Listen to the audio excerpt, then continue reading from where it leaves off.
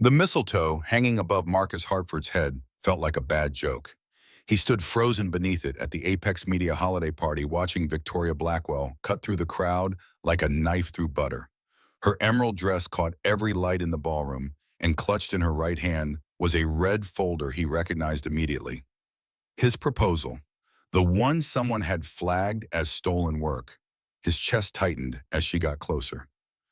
This was it, the moment his second chance career died on Christmas Eve. 8 months at Apex Media. 8 months of proving himself, of staying late when everyone else went home, of pouring everything into projects nobody else wanted to touch. The creative development department was supposed to be his fresh start after losing Sarah, after rebuilding from nothing, after finally getting Declan stable and off to MIT. A chance to do something that mattered again. But now, standing here in his best suit with cheap wine warming in his hand, Marcus realized how fast everything could fall apart. Again. Victoria Blackwell wasn't just any boss. She was the CEO, the youngest person to ever run Apex Media. 43 and already a legend. Everyone knew her story. Climbed from the foster care system, gave up any semblance of personal life, probably sacrificed her soul along the way. People whispered about her in the break room, called her ruthless, cold, brilliant. He'd seen a different side during their project meetings over the past 3 months. The way she leaned forward when an idea excited her, eyes lighting up like a kid seeing snow for the first time. How she'd stay after everyone left, asking questions nobody else thought to ask, pushing him to make the work better, deeper, more meaningful. There was something underneath that hard shell, something warm and real that she worked overtime to hide. But none of that would matter if she believed he was a thief. The proposal in her hand was for a graphic novel series called Shattered City. Something he'd created 6 years ago when his life was completely different. Back when he was broke and desperate and pouring his heart onto pages at 3 in the morning because sleep wouldn't come. Back when Sarah's funeral bills were drowning him and 13-year-old Declan was watching his father fall apart. A small independent publisher called Crescent Moon Comics had bought the rights, printed 3,000 copies, then went bankrupt 18 months later. The comics disappeared into obscurity.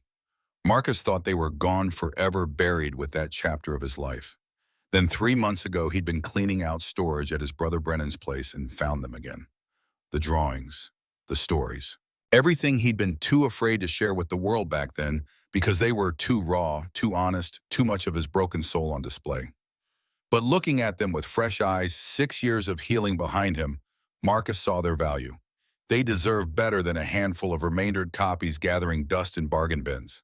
So he'd updated them, polished the rough edges, and submitted them to Victoria as a new project for Apex, under his real name this time.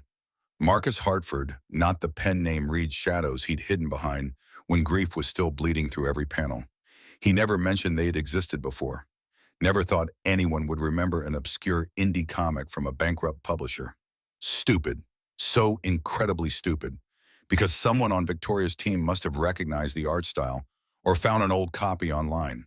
Someone had done their homework, and now she thought he was a fraud trying to steal his own work. His phone buzzed against his thigh. Text from Declan, his 19-year-old son up at MIT. Storm's getting bad up here. Roads might close tonight. Uncle Brennan says don't try to drive. Perfect. Just perfect. The only proof Marcus had of his ownership sat in storage containers at Brennan's house 3 hours north in upstate New York, and a blizzard was about to make them unreachable. Victoria was 10 feet away now. 9. 8. He could see her jaw set tight, that look she got when she was about to deliver bad news in board meetings. The way her green eyes had gone flat and cold, nothing like the warmth he'd glimpsed when she first read his proposal 3 months back. His hands felt numb despite the overheated ballroom. Should he speak?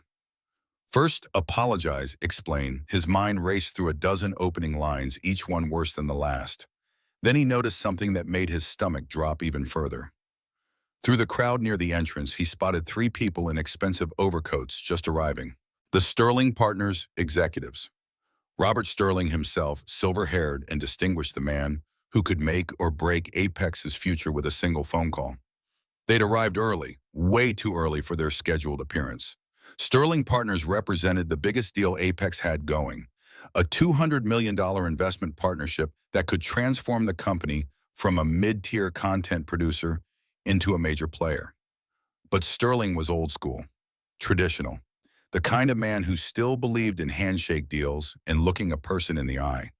His investment criteria literally included phrases like moral integrity and family values and wholesome American content. If Robert Sterling got even a hint of scandal, a plagiarism accusation against one of Apex's creative leads, he'd walk away without looking back. The entire deal would collapse. Victoria's company would suffer. People would lose their jobs. All because Marcus had been too proud to admit his new proposal was actually 6 years old. Victoria's eyes met his across the final few feet of polished marble floor.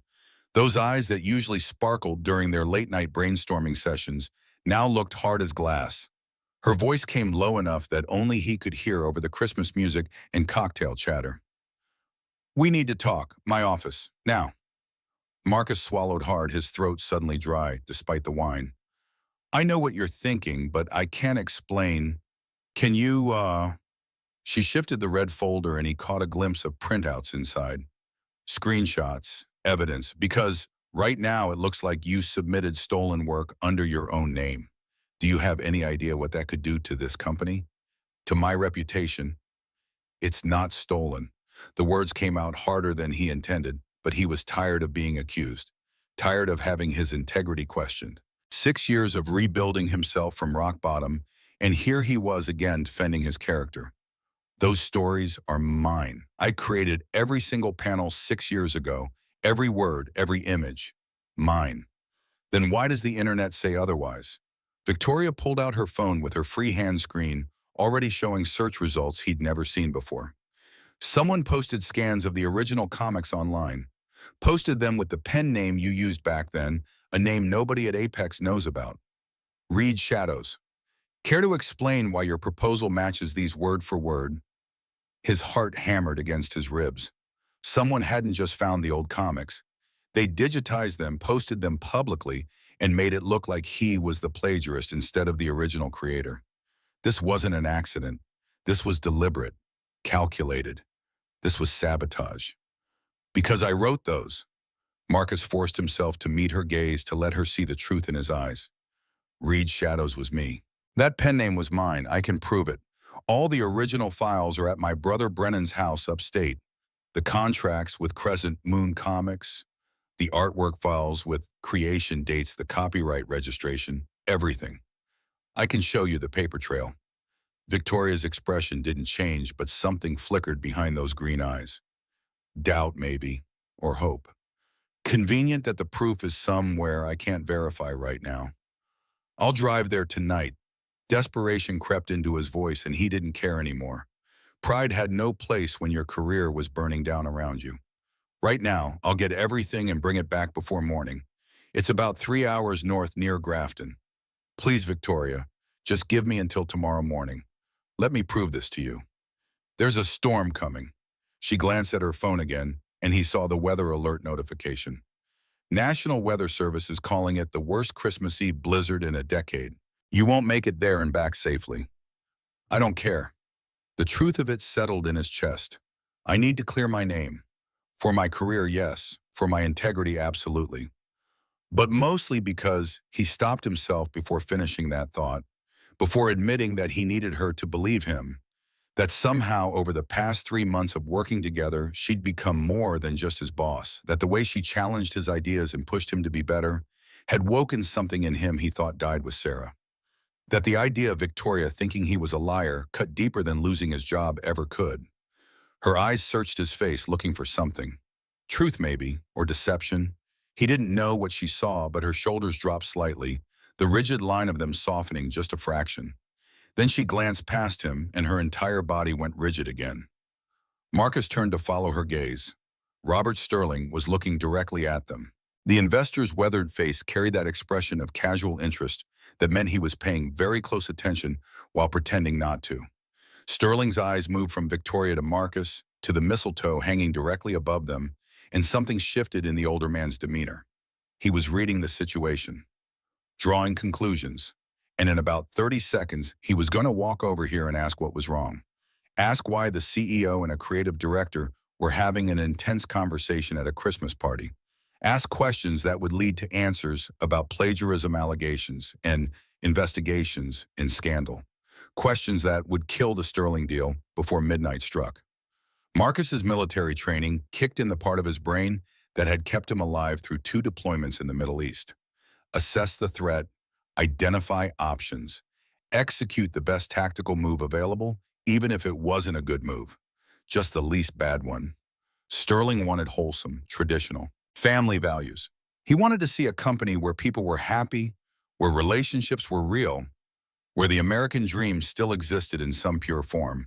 A CEO confronting an employee about fraud, that was a nightmare. But a CEO and an employee caught in a spontaneous holiday moment under the mistletoe, that was the kind of heartwarming story Sterling would eat up. The idea hit Marcus like a physical blow, completely insane and potentially career-ending, but it was the only play he had left. He leaned closer to Victoria, close enough that his words were just for her. The Sterling executives just saw us.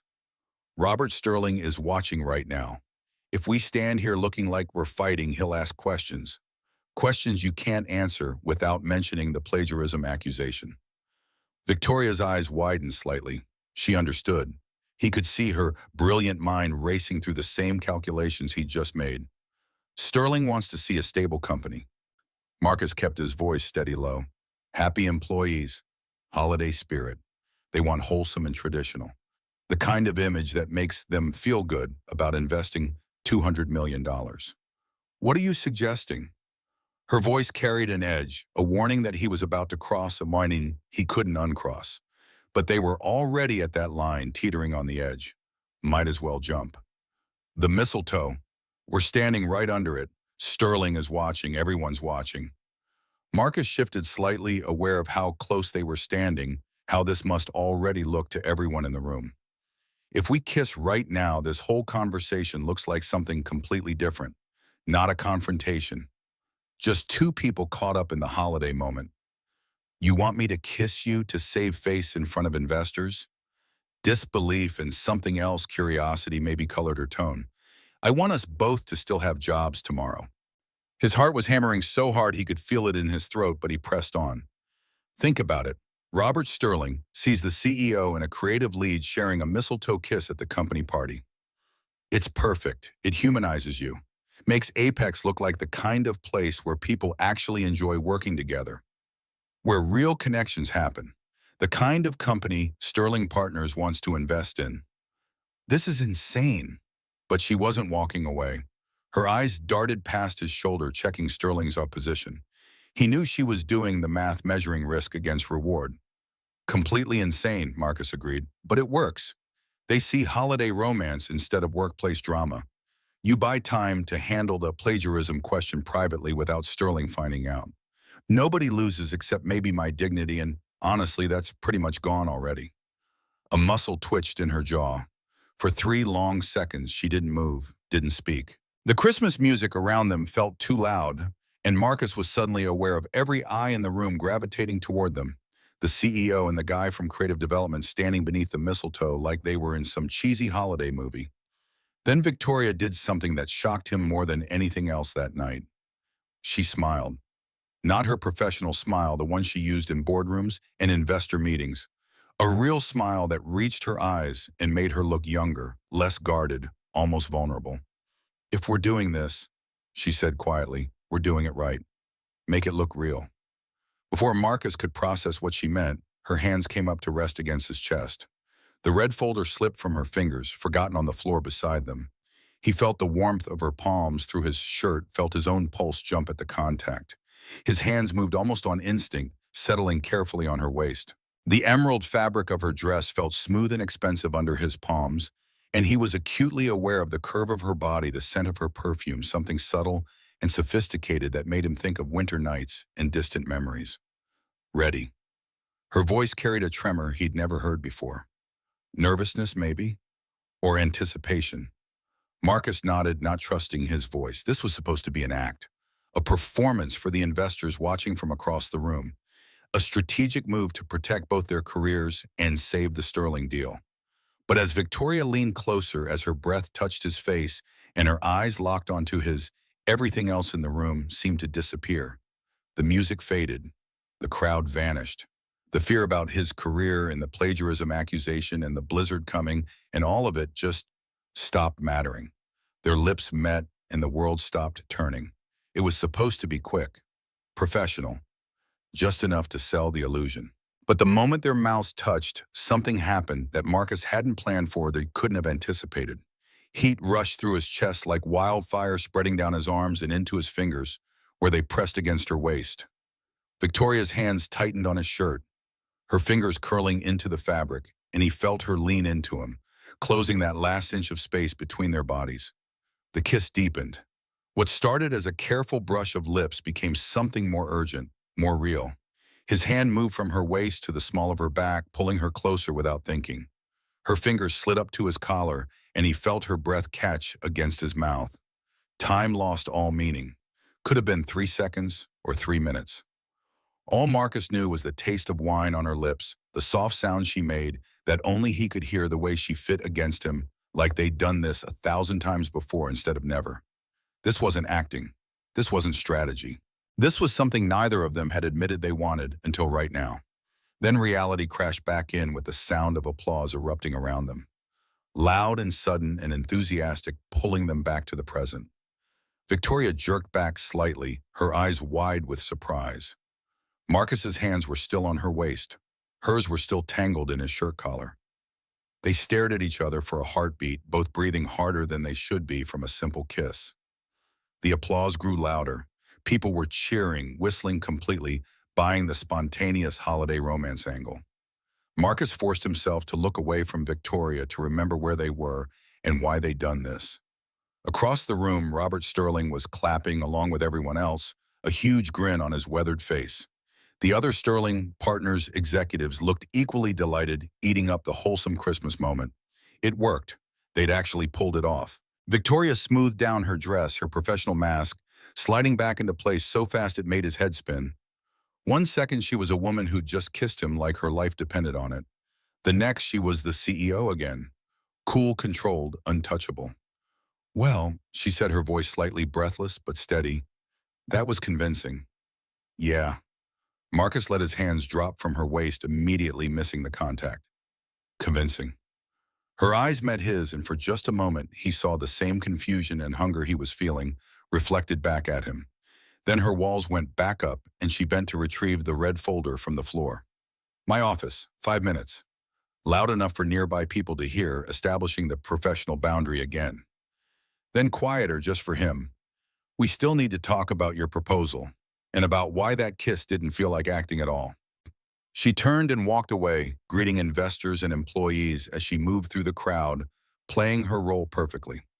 Marcus stood there beneath the mistletoe, his lips still tingling, his heart still racing, trying to figure out what the hell just happened.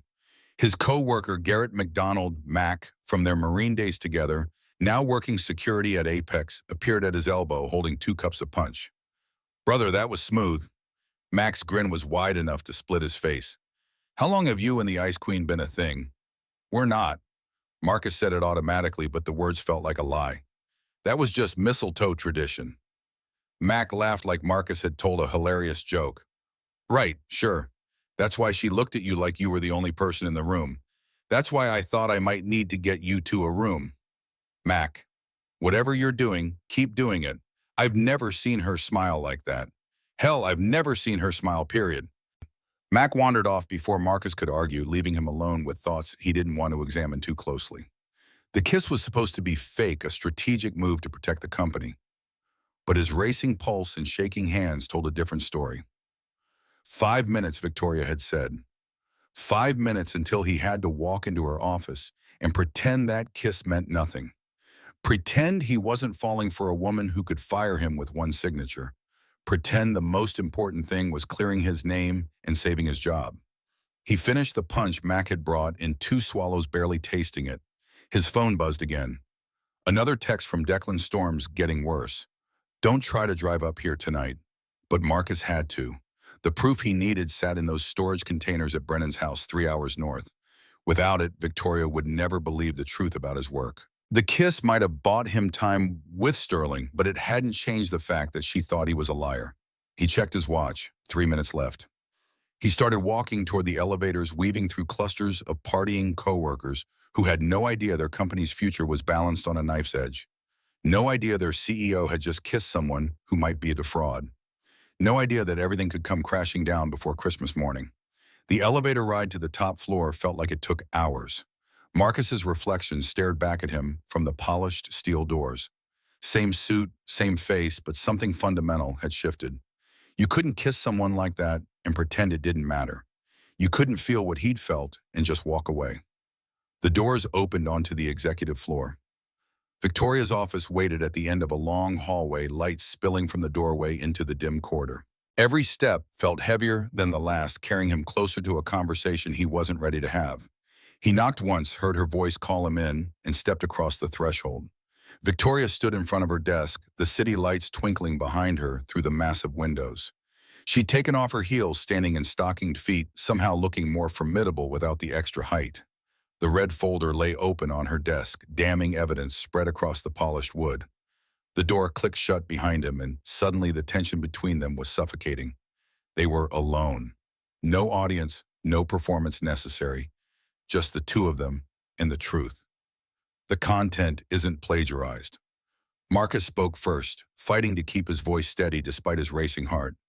I created that graphic novel series 6 years ago under a pen name before I moved to the city, before I even knew Apex existed. Victoria's eyebrow lifted slightly, but she didn't interrupt. That was one thing he'd always appreciated about her. She listened, really listened, before making judgments. The independent publisher that bought it was called Crescent Moon Comics. They were small, passionate about experimental storytelling, willing to take risks on unknown creators. They published my series in September 2018, only printed 3,000 copies. He ran a hand through his hair, a nervous habit he couldn't break. They went bankrupt 18 months later, and the rights reverted to me automatically. All the documentation, the contracts, the original artwork files, the copyright registration, everything is in storage at my brother Brennan's place upstate. Marcus moved around her desk, slowly keeping his distance but needing her to understand. I didn't think anyone would remember those obscure comics. They barely sold, but I wanted to give them new life, to reach a wider audience with stories that actually matter. Victoria studied him, her green eyes revealing nothing. Why didn't you mention this when you submitted the proposal? The question cut to the heart of it, the shame he'd been carrying for 6 years. Because those comics represent the darkest period of my life. His voice cracked slightly, and he hated himself for it, but honesty demanded vulnerability. I created them right after my wife Sarah died in a car accident. Drunk driver ran a red light, T-boned her car. She died instantly. Our son Declan was 13 years old, had just lost his mother, and he watched me completely fall apart. He looked at the floor, unable to meet Victoria's eyes while admitting his failures. I couldn't sleep, couldn't eat, couldn't function. My brother Brennan forced me to see a counselor at the VA. They diagnosed PTSD, depression, the whole package.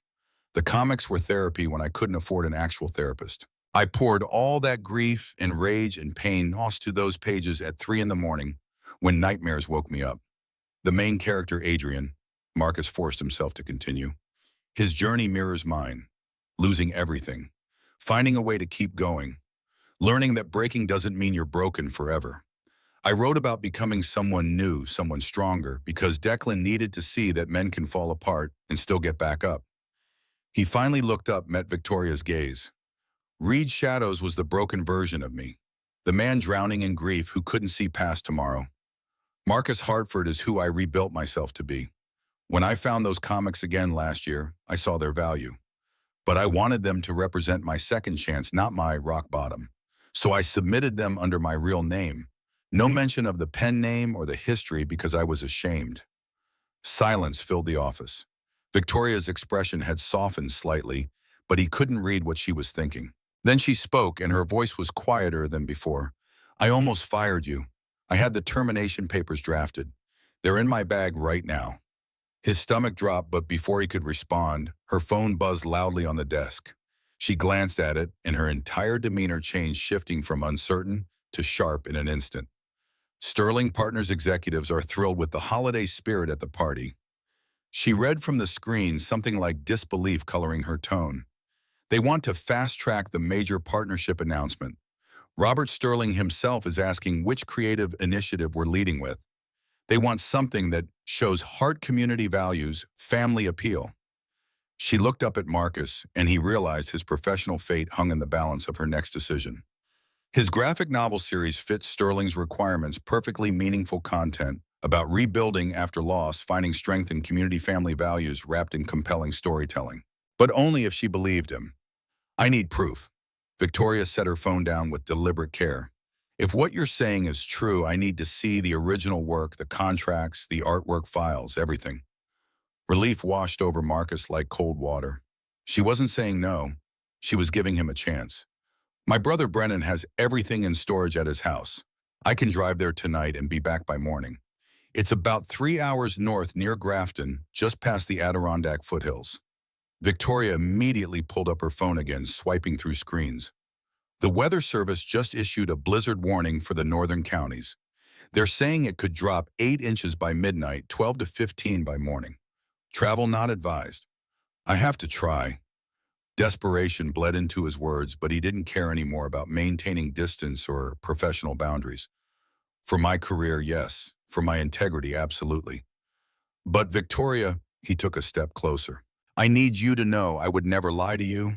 Not about this. Not about anything. The intensity in his words hung in the air between them like smoke, carrying implications he hadn't meant to reveal. Her eyes widened slightly, and he knew she understood this wasn't just about work anymore. Hadn't been since that kiss under the mistletoe. Victoria turned toward the window, staring out at the city lights for what felt like an eternity. When she turned back, there was something different in her eyes. A decision made. I'll come with you.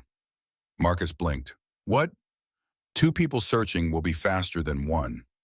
She moved to the closet in the corner of her office, pulling out a go-bag he hadn't known she kept there. And honestly, if I'm going to stake my reputation on this project, I need to see the evidence myself. Not because I don't trust you.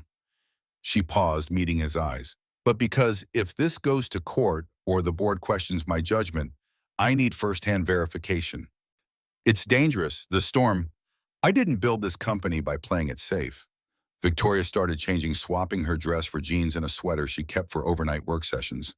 Besides, you just convinced Robert Sterling we're romantically involved. If I stay here while you drive into a blizzard alone, that story falls apart. But if we go together, she pulled on hiking boots. That looks like dedication, partnership, the kind of relationship Sterling wants to see. Marcus knew he should argue more, should protect her from the risk. But the truth was simpler and more selfish. He wanted her there. Wanted her to see the proof with her own eyes. Wanted more time in her presence, even if it meant driving into a storm. My truck has winter gear, emergency supplies. I was a Marine. I know how to handle bad weather driving. Then we leave now before the worst of the storm hits. Victoria grabbed her coat, all business again. We get the evidence we get back, and we present it to the board before Derek Walsh has time to push his agenda. The mention of Derek sent a chill down Marcus's spine. Victoria's VP of Operations had been vocal about opposing the Sterling deal from the start. If Derek found out about the plagiarism accusation while Victoria was unreachable, "You think Derek's behind the leak?" Marcus asked. "I think Derek wants the Sterling deal to fail so he can push his titanium media partnership instead. And your project is the flagship of the Sterling deal." Victoria's eyes were cold, calculating. Kill your project, kill Sterling's interest. But we're not going to let that happen. They rode the elevator down in tense silence. The parking garage was nearly empty, most employees still at the party upstairs. Marcus led her to his Ford F-150, older but well-maintained, the bed loaded with emergency gear. Victoria raised an eyebrow. "You really were prepared." "Always." He opened the passenger door for her, waited until she was settled, then climbed into the driver's seat. His phone rang as he started the engine. Declan's name on the screen. "Hey, kid? Dad, please tell me you're not driving up to Uncle Brennan's tonight?" His son's voice carried that mix of concern and exasperation that only teenagers could manage. "The weather's getting bad fast." "I have to, Declan. It's important for work." A pause, then, "This is about your comics, isn't it?" "Someone found out about Reed Shadows." Marcus glanced at Victoria, who was politely pretending not to listen. "Yeah, someone did. and they're making it look like I stole work instead of creating it. That's bullshit. Declan rarely cursed, which meant he was genuinely angry. Those comics are yours. You created them when he stopped himself. When your mom died, I know, and that's why I need to prove it. Marcus kept his voice gentle. Listen, I'll be careful, I promise. And I'll call you in the morning. Dad, Declan's voice softened. Sometimes a man's got to do what's right even when it's hard. You taught me that. So go do what's right. Just be safe, okay? Emotion clogged Marcus's throat. His son had grown up too fast, forced into maturity by loss. But hearing him echo back the values Marcus had tried to instill made everything worth it. I love you, kid. Merry Christmas. Love you too, Dad. Merry Christmas. He ended the call to find Victoria watching him with an unreadable expression. Your son sounds like a good kid. The best. Marcus pulled out of the parking garage into the cold December night. Declan's at MIT's second year, double major in engineering and physics. Smarter than I ever was. You raised him alone after your wife died. With my brother's help. Brennan moved in with us for the first year, made sure we didn't fall apart completely. Marcus merged onto the highway heading north. But yeah, mostly just Declan and me figuring it out together. Some days were better than others. Snow was already falling, light flurries that caught in the headlights. The forecast predicted it would get much worse. Victoria was quiet for a moment, then, tell me about the graphic novels. What inspired them beyond the personal grief? So Marcus talked about creating a character named Adrian who lost everything in a single-day job, home identity, and had to rebuild from nothing. About exploring how loss strips away everything superficial until only the core of who you are remains. About finding unexpected community among other broken people, learning that strength comes from vulnerability, that rebuilding isn't about becoming who you were before, but discovering who you can be now. It's about second chances at midlife. Marcus kept his eyes on the road as snow began falling heavier. About learning that 47 isn't too old to start over. That failure doesn't define you unless you let it. That sometimes the worst thing that happens to you becomes the foundation for something better. He could feel Victoria's gaze on him, intense and searching. Is that what you believe? That the worst things can become foundations? I have to believe it. Simple truth. Because if Sarah's death was just meaningless tragedy, if losing everything was just bad luck, then what's the point? But if I can take that pain and turn it into something that helps other people feel less alone? He shrugged. Then maybe it meant something after all. Silence stretched between them, but it felt different now. Less awkward, more contemplative. Then Victoria spoke, her voice softer than he'd ever heard it. I spent 10 years in foster care. 14 different homes between age 8 and 18. Never stayed anywhere long enough to feel like I belonged. Marcus glanced at her, surprised she was sharing. Victoria Blackwell was famous for her privacy, for keeping everyone at arm's length. The longest I stayed was 11 months. The Hendersons when I was 15. They seemed nice, stable. I started to hope they might adopt me. She stared out the windshield at the swirling snow. Then Mr. Henderson lost his job. They couldn't afford to keep me anymore. Social worker picked me up on a Tuesday afternoon. I never saw them again. I'm sorry. Don't be. It taught me the most important lesson. The only person you can count on is yourself. She turned to look at him. I built Apex from nothing because I learned early that nobody's going to hand you anything. You want success, security, a life that means something. You take it, you fight for it, you sacrifice everything else to keep it. Is that why you work 80-hour weeks? Why you never mention having any friends outside the office? Victoria's jaw tightened. I have friends. Do you? Marcus kept his tone gentle, not accusatory. Or do you have professional contacts and networking opportunities disguised as friendship? That's none of your business. You're right, it's not. He focused on the road where visibility was dropping as snow fell heavier. But for what it's worth, I understand. After Sarah died, I threw myself into being a single parent, poured everything into making sure Declan was okay, that he had stability, even though his world had fallen apart.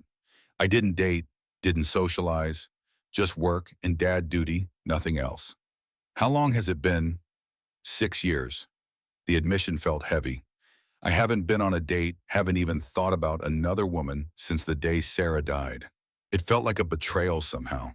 Like if I moved on, I was saying she didn't matter. That's not how it works. Victoria's voice carried unexpected warmth. Moving forward isn't the same as forgetting. Your wife would want you to be happy. Yeah, probably. Marcus tightened his grip on the wheel. But knowing something intellectually and feeling it emotionally are two different things. More silence.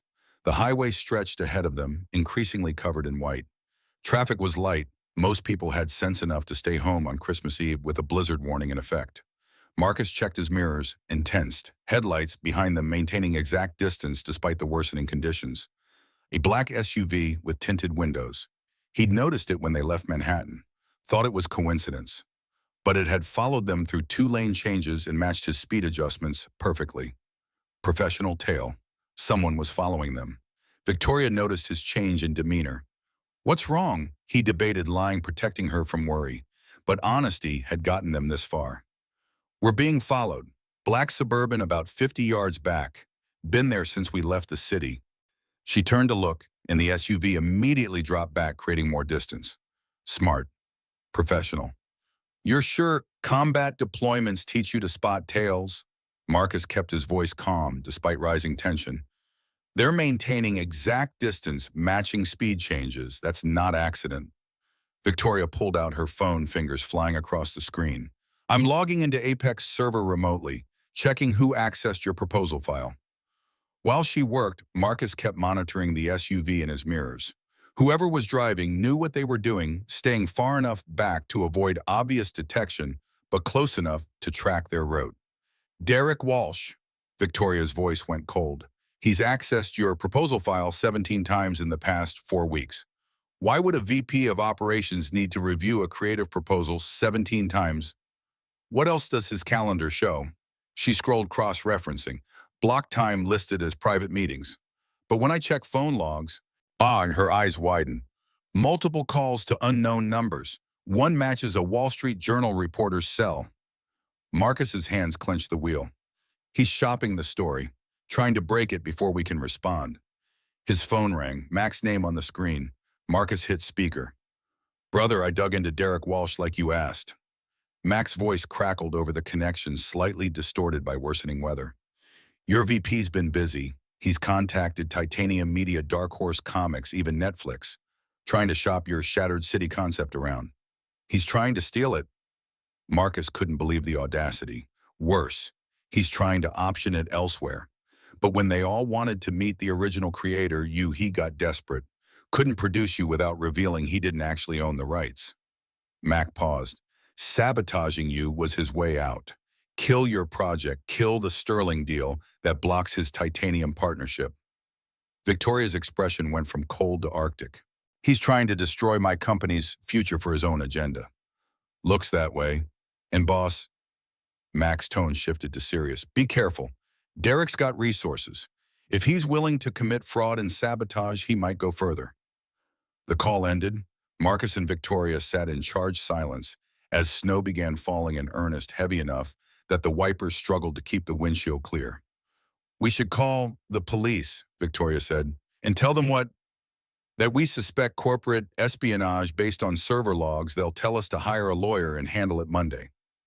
Marcus shook his head. We need the physical evidence first. Proof that destroys his narrative before he can spin it. The evidence that's 3 hours away in a blizzard. 2 hours if the roads stay clear, which was looking increasingly unlikely. Visibility dropped below 50 feet. The highway was covered in white lane markers disappearing beneath accumulating snow. Marcus slowed to 40 miles per hour, then 35, focusing completely on keeping them safe. The SUV behind them maintained its distance, a dark shape barely visible through the curtain of falling snow. Marcus's phone buzzed. Text from Declan. Dad, weather service. Just upgraded to blizzard warning. Uncle Brennan says his road isn't plowed. Please turn around. He didn't respond. Couldn't. They were committed now. Tell me about your divorce. Marcus wanted to keep Victoria talking, keep both their minds off the deteriorating conditions. You mentioned your ex-husband stole from the company. Victoria was quiet for so long he thought she wouldn't answer. Then Richard Langford, old money Connecticut family, all the right credentials, charming as hell. We met at a charity gala 6 years ago. I thought, she trailed off. I thought he saw me. The real me, not just the CEO or the success story. I was wrong. What happened? He married me for access. To my money, my connections, my company. 18 months after the wedding, where I discovered he'd been funneling funds from Apex into offshore accounts. $2 million over 15 months. Her voice stayed flat, emotionless, but Marcus heard the pain underneath. I had to repay every penny to keep the company solvent. Liquidated my personal assets, took out loans, worked 100-hour weeks for 2 years to recover. The board blamed you.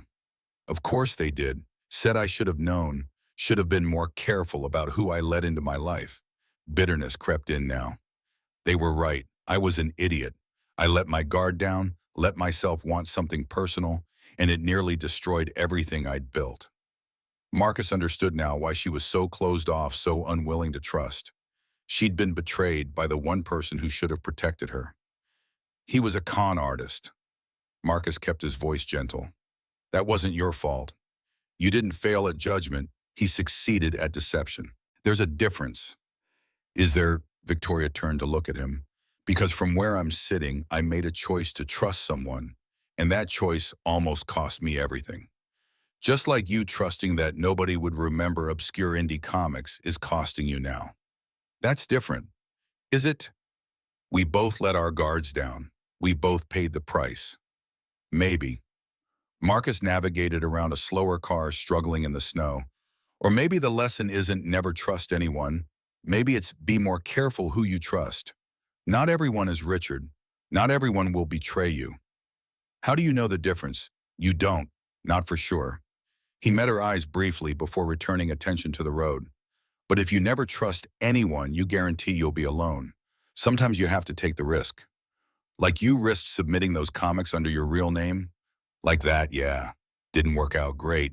Or like kissing your boss under Mistletoe to save a business deal. Marcus's breath caught. That was different. Was it? Her voice dropped lower, intimate, despite the storm raging around them. Because it felt like more than strategy. It felt... She stopped herself. Real, Marcus finished. It felt real. We shouldn't... I know.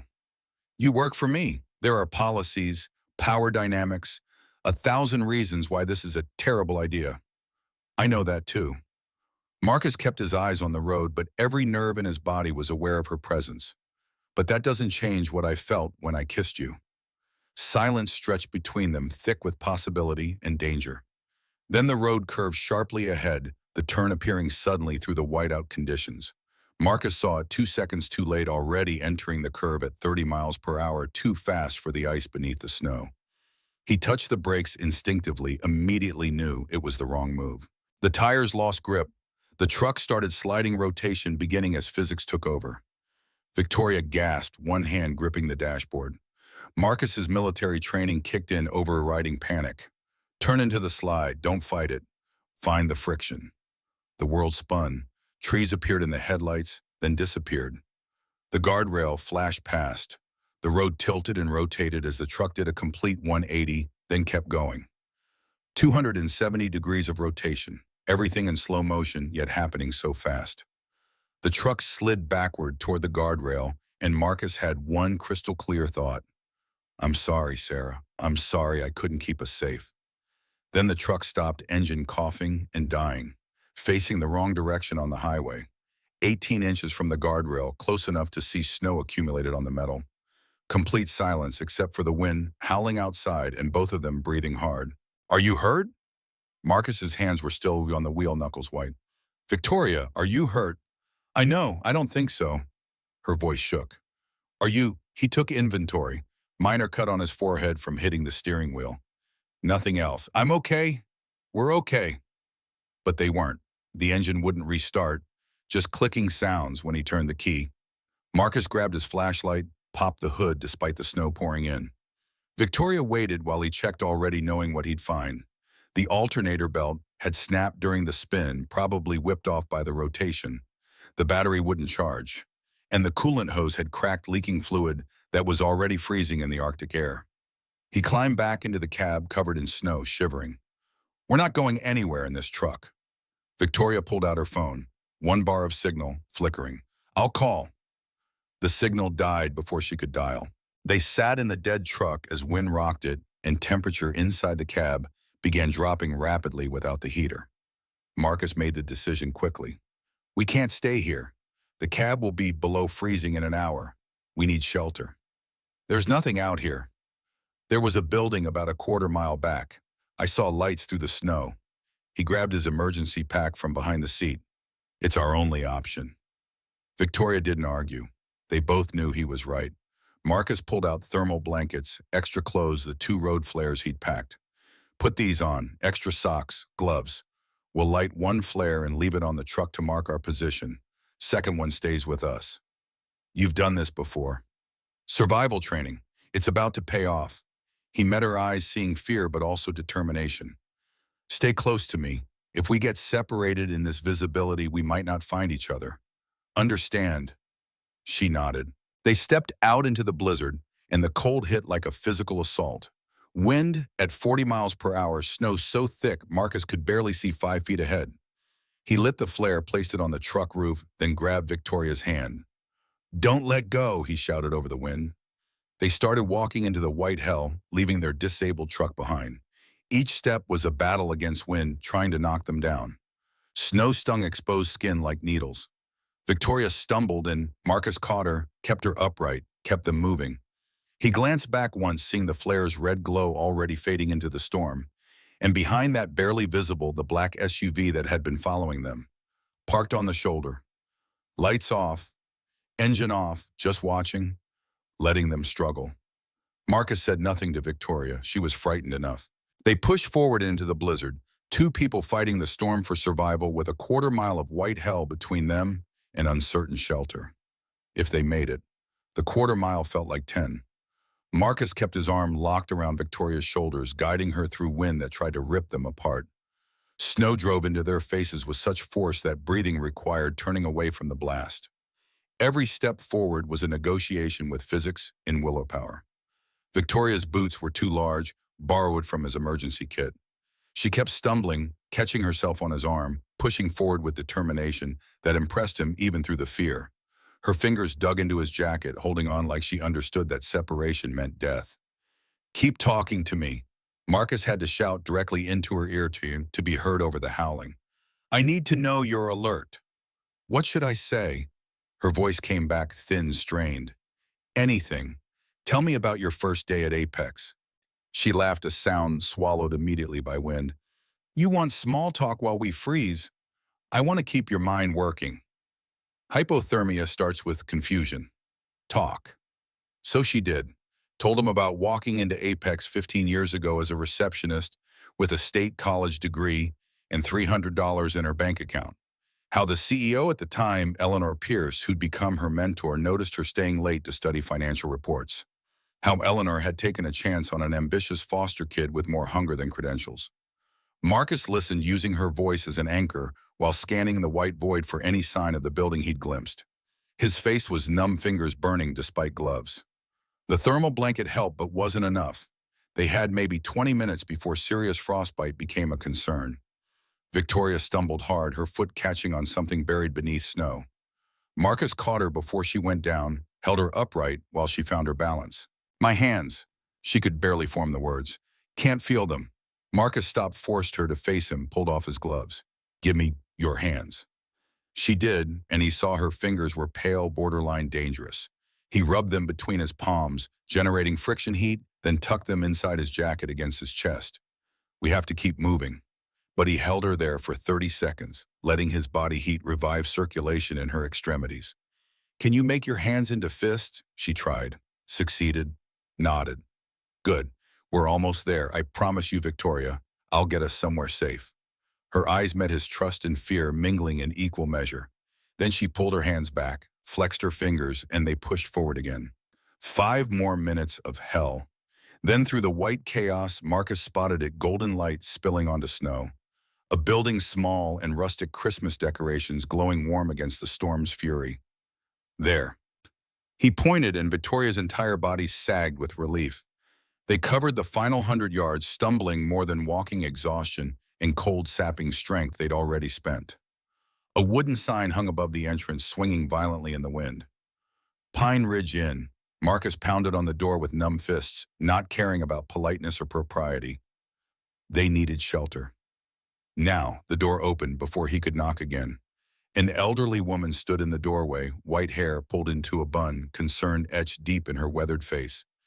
Dear God in heaven, she pulled them inside with weird hesitation. Get in here before you freeze solid. The warmth hit like a wall, painful after the brutal cold. Marcus's face burned as circulation returned. Victoria was shaking so hard she could barely stand. The innkeeper, her name tag read.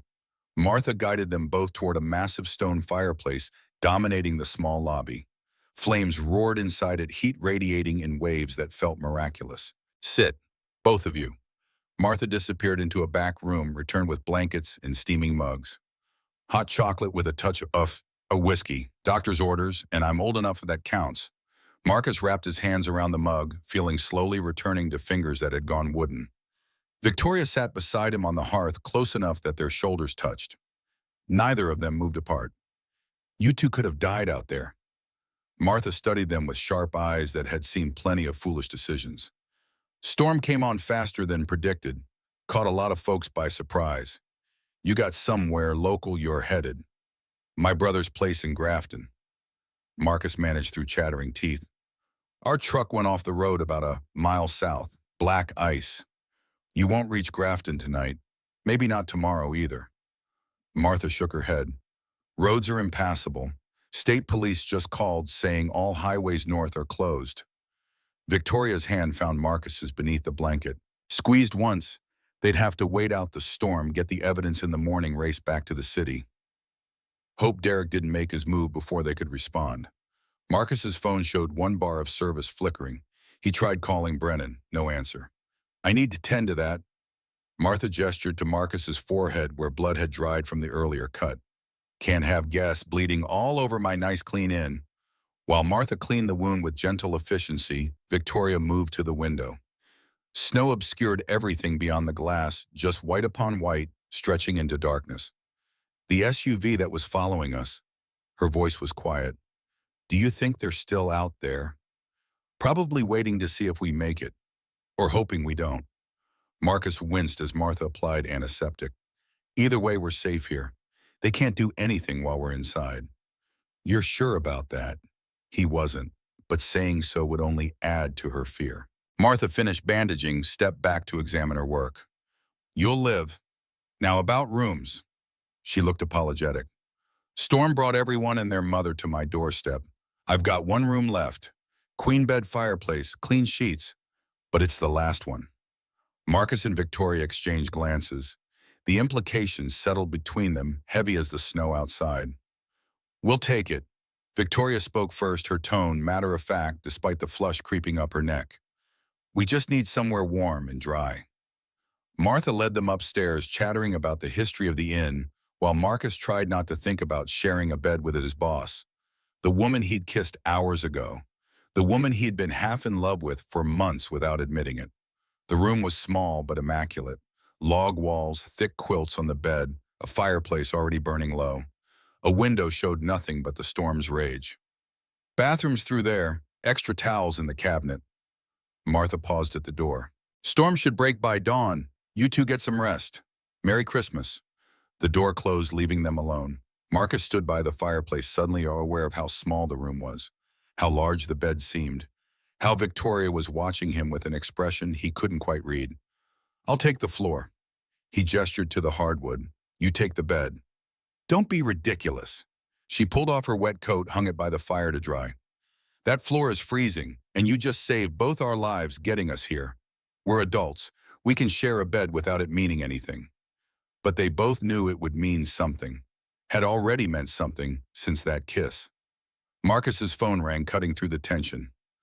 Derek Walsh's name on the screen. He put it on speaker. Walsh. Hartford. Derek's voice carried false concern.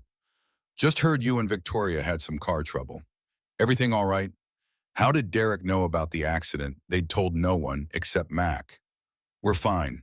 Waiting out the storm at an inn. An inn. Together. A pause loaded with insinuation. That's cozy. Listen, the board scheduled an emergency meeting for tomorrow at 8 a.m. They want to discuss the plagiarism allegations before the Sterling presentation. Victoria's eyes went cold. I didn't authorize an emergency meeting. Board Chair Margaret Voss did. Given the severity of the allegations and your unavailability, she felt it necessary. Derek's satisfaction bled through the phone. Of course, if you can't make it back in time, we'll have to proceed without you. Unfortunate timing, really. The meeting will wait until I return. Victoria's voice could have frozen the blizzard outside. I'm still CEO Derek. The board doesn't move without my approval. Actually, according to the bylaws, the chair can call emergency sessions when the CEO is incapacitated or unreachable. You're currently both. Triumph now barely disguised. But I'm sure you'll make it back. The Sterling executives are very interested in how we handle this ethical situation. The call ended. Marcus stared at the phone fury building in his chest. He orchestrated this. The leak, the timing, everything. He needed you out of the city while he makes his play. Then we give him what he wants. Victoria pulled out her own phone, fingers flying. I'm calling Eleanor Pierce. She's on the board and she trusts my judgment. If I can get her to delay the vote, no signal. Her phone showed nothing. Marcus checked his. Same. The storm must have taken out the cell tower. They were cut off, stranded. Exactly what Derek had planned. Victoria moved to the window, staring out at the white void. Marcus watched her shoulders tense, saw her fighting to maintain composure. We'll get back in time. He moved to stand beside her. Soon as the storm breaks, we get to Brennan's, grab the evidence, and we're back in the city by noon. You'll be at that meeting before Derek can make his move. You're very confident for a man whose truck is buried in a snowbank. I'm a man who's survived worse. He touched her shoulder gently. Trust me. She turned to face him, and suddenly they were too close. Close enough to feel the heat radiating between them.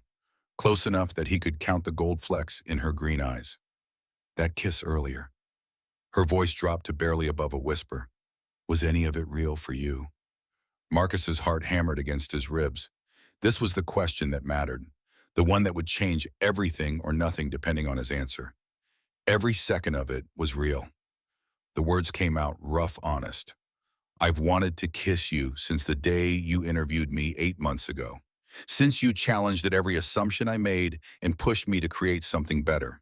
Since you stayed late, not because you had to, but because you cared about making work that mattered. He took a breath, committed fully. I fell for the woman who'd rather drive through a blizzard than let an innocent person suffer.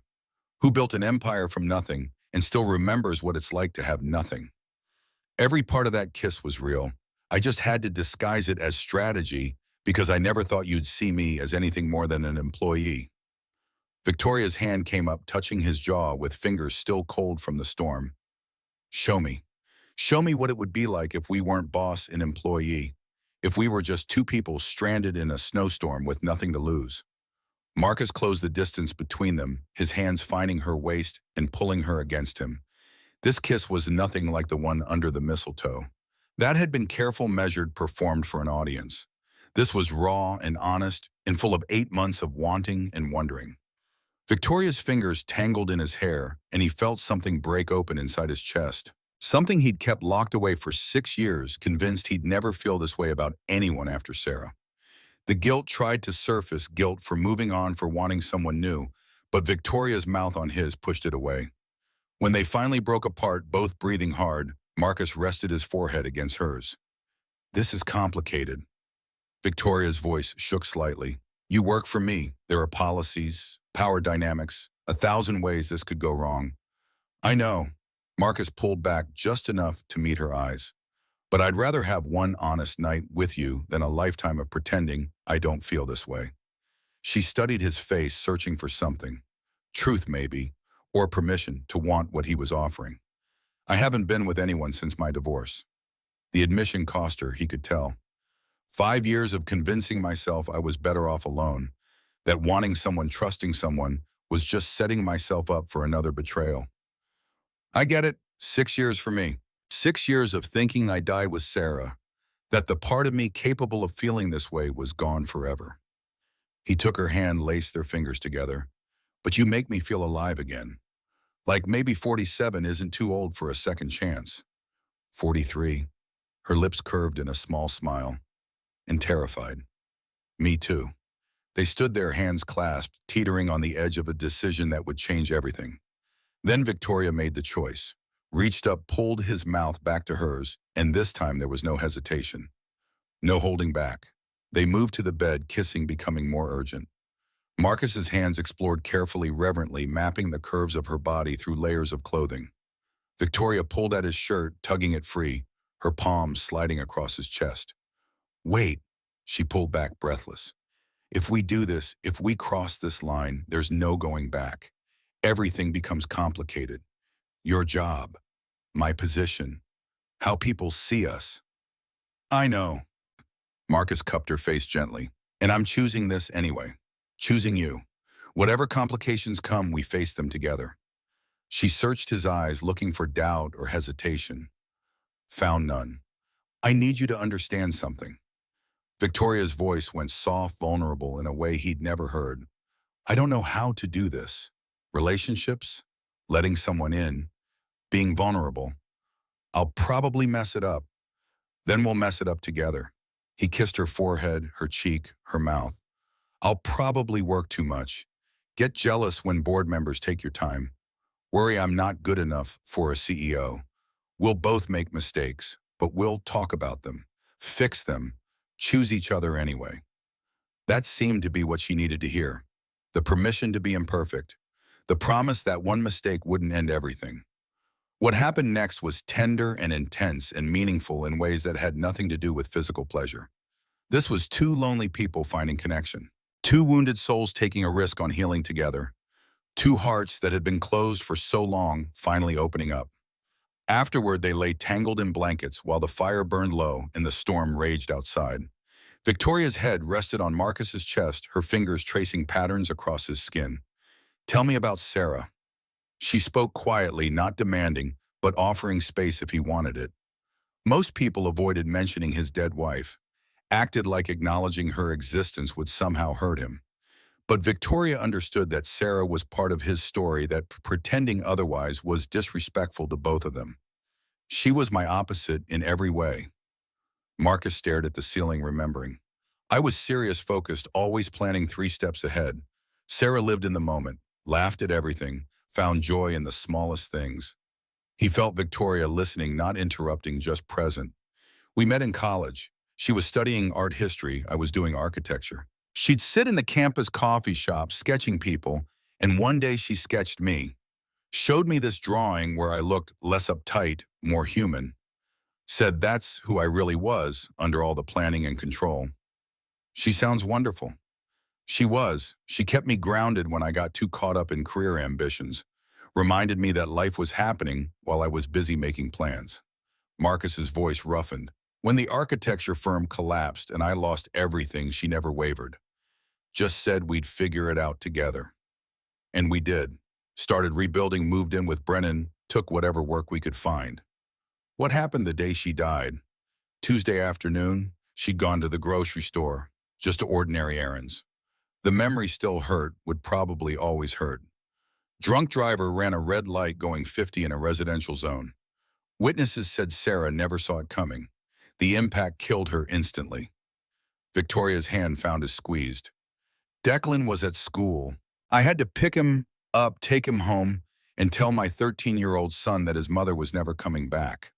Marcus blinked against the burn in his eyes. He asked me if it was his fault, if he'd done something wrong, and I had to explain that sometimes terrible things just happen.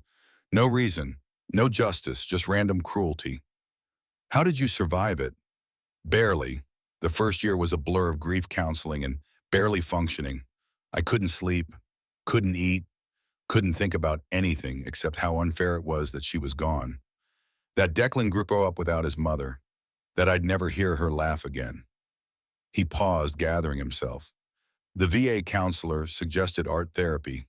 I couldn't paint or sketch like Sarah did, but I could draw comics. Started creating this character named Adrian, who'd lost everything in a single day. Poured all my rage and grief and pain into those pages at 3 in the morning when nightmares woke me up. The comics saved you. They gave me a reason to keep fighting. Every panel I drew was proof I was still alive, still trying. And Declan would see them, sometimes would read the pages where Adrian found the strength to keep going. I think it helped him too. Showed him that men can break and still heal. Victoria shifted, propping herself up to look at him. Is that why you used a pen name Reed Shadows instead of Marcus Hartford? Reed was my middle name. Shadows because that's what I was living in back then. Just a shadow of the person I used to be. He met her eyes.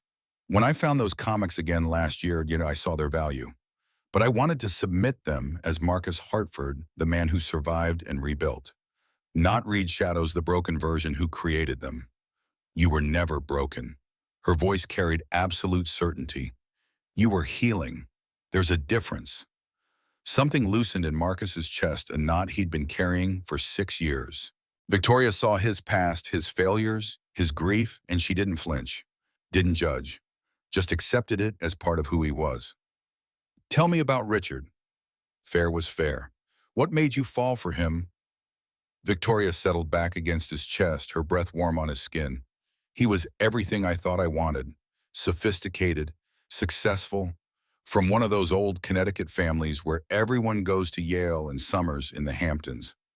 The complete opposite of foster care. Exactly. He represented stability, belonging, a family name and history, all the things I never had. Bitterness crept into her tone. Took me 18 months to realize he didn't want me. He wanted my money, my company, my connections. I was just a means to an end. When did you find out about the embezzlement? Routine audit, the forensic accountant noticed irregularities in our investment accounts. Followed the trail straight to Richard's offshore holdings. She laughed without humor. The worst part wasn't even the money. It was realizing I'd been so desperate to belong somewhere that I ignored every red flag, his sudden interest in company finances, the way he'd charm board members at events, how he always had excuses when I wanted to discuss our future. Marcus held her tighter, wishing he could go back and protect her from that betrayal. The board blamed me, said I should have known, should have been more careful about mixing business and personal life. Victoria's voice went flat. They were right. I let my guard down and it nearly destroyed everything I'd built. They were wrong. Marcus spoke with quiet intensity. Richard was a con artist. That wasn't your failure, that was his crime. You didn't make a mistake by trusting someone you loved. He made a choice to betray that trust. The guilt belongs to him. She was quiet for a long moment. No one's ever said that to me before. Then everyone else is wrong too. Victoria shifted to look at him again, something soft and vulnerable in her expression. I'm scared of this, of us, of what happens when we go back to the real world and face the complications. We face them together. Marcus cupped her face thumb, stroking her cheek. We follow the rules, file the relationship disclosure with HR. I transfer to a different department, so you're not my direct supervisor. We do everything by the book, so no one can question your integrity. And if it doesn't work, if I'm too damaged for a real relationship, then we'll figure it out. Together. One day at a time. He kissed her softly. But Victoria, for what it's worth, you're not damaged. You're careful. There's a difference, and careful is smart when you've been hurt before. Her eyes shone with unshed tears. How are you real? How are you this understanding? Because I know what it's like to be afraid of moving forward, to feel like wanting something good means betraying the past. Marcus brushed a strand of hair from her face. Sarah used to say that strength isn't avoiding pain. Strength is choosing to hope again after you've been hurt, choosing to trust again after betrayal. That's the kind of strength that matters. She was right. She usually was. They kissed again, slower this time, less desperate, more tender, making promises with touch that words couldn't quite capture. When they finally settled into sleep, wrapped around each other, while the storm battered the windows, Marcus felt something he hadn't experienced in 6 years. Peace. Not the absence of pain, but the presence of hope that better days were coming. His last thought before drifting off was that Sarah would have liked Victoria, would have approved of him taking this risk, would have wanted him to be happy. Marcus woke to pale light filtering through the window. The storm had stopped. Snow covered everything outside in pristine white, the world reborn and silent. Victoria still slept, her face peaceful in the dawn glow. Marcus carefully extracted himself, not wanting to wake her. His phone showed 5:30 a.m. and 2 bars of service. 3 missed calls from Declan, 2 from Mac, 1 voicemail from Brennan. He stepped into the hallway, closing the door quietly, and called his brother. About time. Brennan's voice was rough with exhaustion. Just got off a 12-hour shift at the hospital. Roads are still bad, but passable with four-wheel drive. You making it up here? Yeah, we're at Pine Ridge, in about 40 minutes south of you. Our truck's disabled, but we'll rent something when we get to town. The storage unit in my basement. Brennan paused. There was some water damage last month. Pipe leaked. I mentioned it to Declan, thought he'd tell you. Marcus's stomach dropped. How bad? Some boxes got wet before I noticed. I dried everything out, but Brennan sounded apologetic. Paper documents might be damaged. I didn't know which ones were important. The contracts, the proof of his ownership, potentially ruined. I'll be there by then. Marcus kept his voice steady despite rising panic. Thanks for the heads up. He ended the call and stood in the empty hallway, mind racing. If the contracts were damaged beyond recognition, he'd have no physical proof of ownership. The notary logs were the backup plan, but would Victoria accept going further out of their way when Derek was making moves back in the city? His phone buzzed. Text from Mac. Derek's calling in favors. Board meeting moved up to 12:30. He's claiming you and Victoria are compromised. Got maybe 6 hours before this goes sideways. 6 hours to get to Brennan's, find whatever evidence survived, potentially track down the notary for backup documentation, and make it back to Manhattan for a board meeting. Impossible, unless they got very lucky. Victoria emerged from the room dressed and ready. One look at his face told her something had changed. What happened? He explained about the water damage, the accelerated timeline, the 6-hour window. She didn't hesitate. Then we move fast. Rent the best four-wheel drive available. Get to your brother's. If the documents are too damaged, we find another way to prove ownership. There is another way. The notary who certified the contracts, Barbara Yates. She keeps logs by law. 7 years minimum retention. Marcus pulled up a search on his phone. She's still practicing. Office in Hoosick Falls, about 30 miles from Brennan's. Then that's our backup plan. Victoria was already moving, pulling on her coat. First Brennan's. If the contracts are salvageable, great. If not, we go to the notary. Either way, we're back in the city by noon. They found Martha downstairs, already serving coffee and fresh cinnamon rolls to stranded guests. Storm clear, just like I said. She poured them both coffee. Roads are bad, but passable. Local garage has a few rentals if you need one. Tell them Martha sent you. 20 minutes later, they were in a Jeep Cherokee with four-wheel drive and winter tires heading north on roads covered in packed snow. Marcus drove. Victoria navigated, both of them silent and focused. The drive took 50 minutes instead of the usual 30. They pulled up to Brennan's cabin just after 7 a.m. Brennan met them at the door, still in scrubs from his overnight shift. He looked between Marcus and Victoria, raised an eyebrow, but said nothing about the obvious intimacy between them. Basement storage is this way. The plastic bins were organized and labeled. Marcus found the one marked 2018 Comics and Contracts immediately. Opened it with hands that shook slightly. The comics were fine, protected by plastic sleeves, the artwork pristine. But the contracts with Crescent Moon Comics were water-stained. Ink had run in places. Signatures were partially illegible. The copyright registration documents were worse. Some pages stuck together, text blurred beyond recognition. This isn't enough. Victoria examined them carefully. A lawyer could argue these were tampered with, that the water damage is convenient cover for forgery. Then we go to the notary. Marcus was already repacking the good items, the comics themselves, the salvageable portions of contracts. Barbara Yates has the legal logs. Those are ironclad. They thanked Brennan, promised to explain everything later, and were back in the Jeep by 7:45. The drive to Hoosick Falls took another 40 minutes through increasingly rural terrain. Small town population, maybe 3,000. Main Street looked like a postcard from 1950.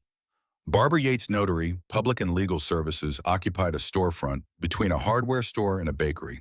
Barbara herself was a compact woman in her late 60s, silver hair cut short, reading glasses on a chain around her neck.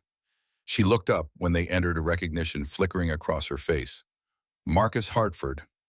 She stood smiling. Didn't expect to see you again. Those graphic novels you brought me 6 years ago, I always wondered if they ever got published. Relief flooded through him. She remembered. They did. Small run with Crescent Moon Comics. But I'm here because I need your notary logs from that transaction. Marcus explained the situation quickly, the plagiarism accusation, the sabotage, the urgent timeline. Barbara didn't hesitate. Give me 5 minutes. She disappeared into a back room, returned with a leather-bound ledger. Flipped to September 2018. Ran her finger down entries until she found what she was looking for. Here we are. Marcus Hartford, also known under pen name Reed Shadows. Multiple contracts notarized between you and Crescent Moon Comics regarding publication rights for the graphic novel series Shattered City. She looked up.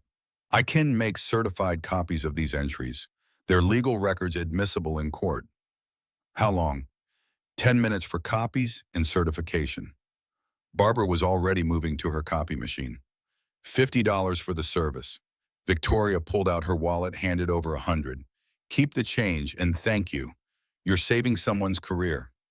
Saving 2 careers, Barbara winked at Victoria, and if I'm not mistaken, maybe helping something else along too. The certified copies came out perfect. Notary seal Barbara's signature, the full legal weight of documented proof. Marcus held them, relief so intense it made him dizzy. They had evidence, real, undeniable proof. Now they just had to get back to Manhattan before Derek burned everything down. Victoria was already on her phone checking routes. If we leave now, drive straight through, we'll hit the city by 11:30. Gives us an hour before the board meeting. Then let's move. They climbed back into the Jeep. Marcus started driving, pushing the vehicle as fast as safety allowed on snowy roads. Victoria made calls, mobilizing her allies. Left voicemails for Eleanor Pierce and other board members she trusted. Sent emails with scanned copies of the notary logs attached. Built her case while Marcus drove. 90 minutes and Victoria's phone rang. Eleanor Pierce. I got your emails. The older woman's voice came through the speaker. Derek's been busy. He's convinced half the board that you're compromised, that your judgment is clouded. Claims you spent the night with Hartford and can't be objective about his plagiarism. It's not plagiarism. I'm sending you certified notary logs proving Marcus created this work 6 years ago. Victoria's voice stayed level. Derek is sabotaging this because the Sterling deal blocks his titanium media agenda.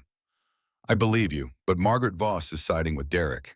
She's calling for a vote to suspend you pending investigation into your relationship with Hartford. Eleanor sighed. I can delay them maybe 30 minutes.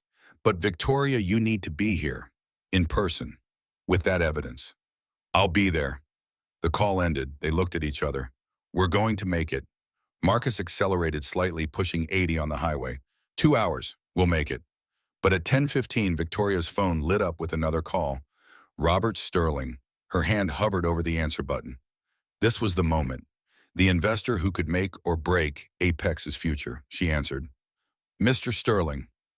Ms. Blackwell, I've heard some disturbing allegations about your relationship with one of your employees. Sterling's voice was grave but not angry. I need you to understand that Sterling Partners takes ethics very seriously. I understand, and I'm prepared to address those concerns directly. I'll be at Apex headquarters within the hour with documentation proving Marcus Hartford's innocence. Victoria's voice carried steel. But I also want to be transparent with you about my personal relationship with him. Marcus glanced at her, surprised she was addressing it head on. Go on. During the investigation of the plagiarism allegations, Mr. Hartford and I developed personal feelings for each other. As of this morning, I've filed formal disclosure with our HR department and recused myself from any direct oversight of his work. Another executive will handle his evaluations and approvals. We're following every protocol to ensure no conflict of interest. Silence stretched. Marcus's hands tightened on the wheel. I appreciate your honesty. Sterling's tone shifted slightly. My wife and I were at the party last night. We saw that mistletoe kiss. She said it was real, that she could see genuine feeling between you. I told her she was a hopeless romantic. Another pause. Turns out she was right. Again. A hint of warmth now. Ms. Blackwell's Sterling Partners doesn't invest just in companies. We invest in people, in integrity, in courage.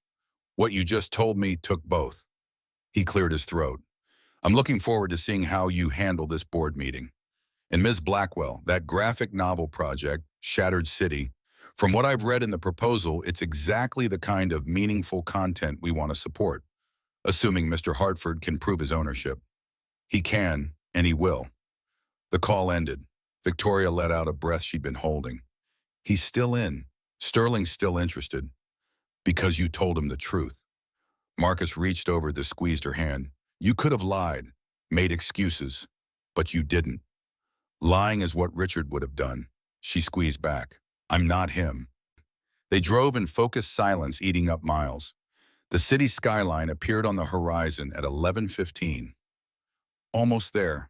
Marcus's phone rang. Mac. Brother Derek's making his play right now. Emergency board session started early. Margaret Voss is pushing for immediate vote on your termination. Mac spoke fast. You got maybe 40 minutes before they pull the trigger. We're 15 minutes out. Marcus checked the GPS. Tell them to wait. We have proof. I'll do what I can, but move fast. The Jeep cut through midday traffic, Marcus navigating with precision, born of urgency. Victoria was on her phone, calling every board member she could reach, buying time with promises of evidence. They pulled into Apex's parking garage at 11:42, 18 minutes until the board vote. We need to split up. Victoria was already moving. You get the evidence to the boardroom. I'll rally support. We hit them from both sides. Together. Marcus caught her arm. We walk in there together. United front. They need to see we're not hiding. She hesitated, then nodded. Together. They rode the elevator to the executive floor, Marcus carrying the folder of evidence, Victoria beside him, radiating controlled intensity. The boardroom doors were closed. Voices carried through, heated debate, accusations flying. Victoria didn't knock. Just opened the doors and walked in, Marcus right behind her. 12 board members. Derek Walsh at one end of the table looking smug. Margaret Voss at the other looking stern. Eleanor Pierce in the middle relief, washing over her face when she saw them. Every conversation stopped. Victoria's voice cut through the silence like a blade. I believe you're about to vote on a matter that requires additional evidence. Derek Walsh straightened in his chair, composure cracking for just a moment before sliding back into place. Margaret Voss looked between Victoria and Marcus, her expression unreadable, behind steel-rimmed glasses. This meeting was called to address serious allegations. Margaret's voice carried the weight of 30 years in corporate governance. Allegations that should have been handled through proper channels, not ignored while someone attempts a corporate coup. Victoria moved to the head of the table, the position that was rightfully hers. Let's be clear about what's happening here. This isn't about plagiarism. This is about sabotage. Derek's face flushed. That's a serious accusation, backed by serious evidence. Marcus stepped forward, opening the folder.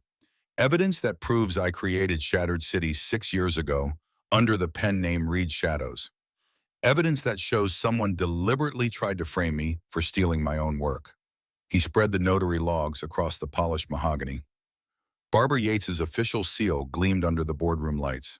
12 pairs of eyes fixed on the documents. Eleanor Pierce leaned forward, examining them closely. These are certified notary records from September 2018. Contracts between Marcus Hartford, operating under the pseudonym Reed Shadows, and Crescent Moon Comics. Convenient timing. Derek's voice dripped skepticism. You disappear for 12 hours with the CEO, then suddenly produce documents that conveniently clear your name. The timing is convenient for you. Victoria's words came out sharp as cut glass.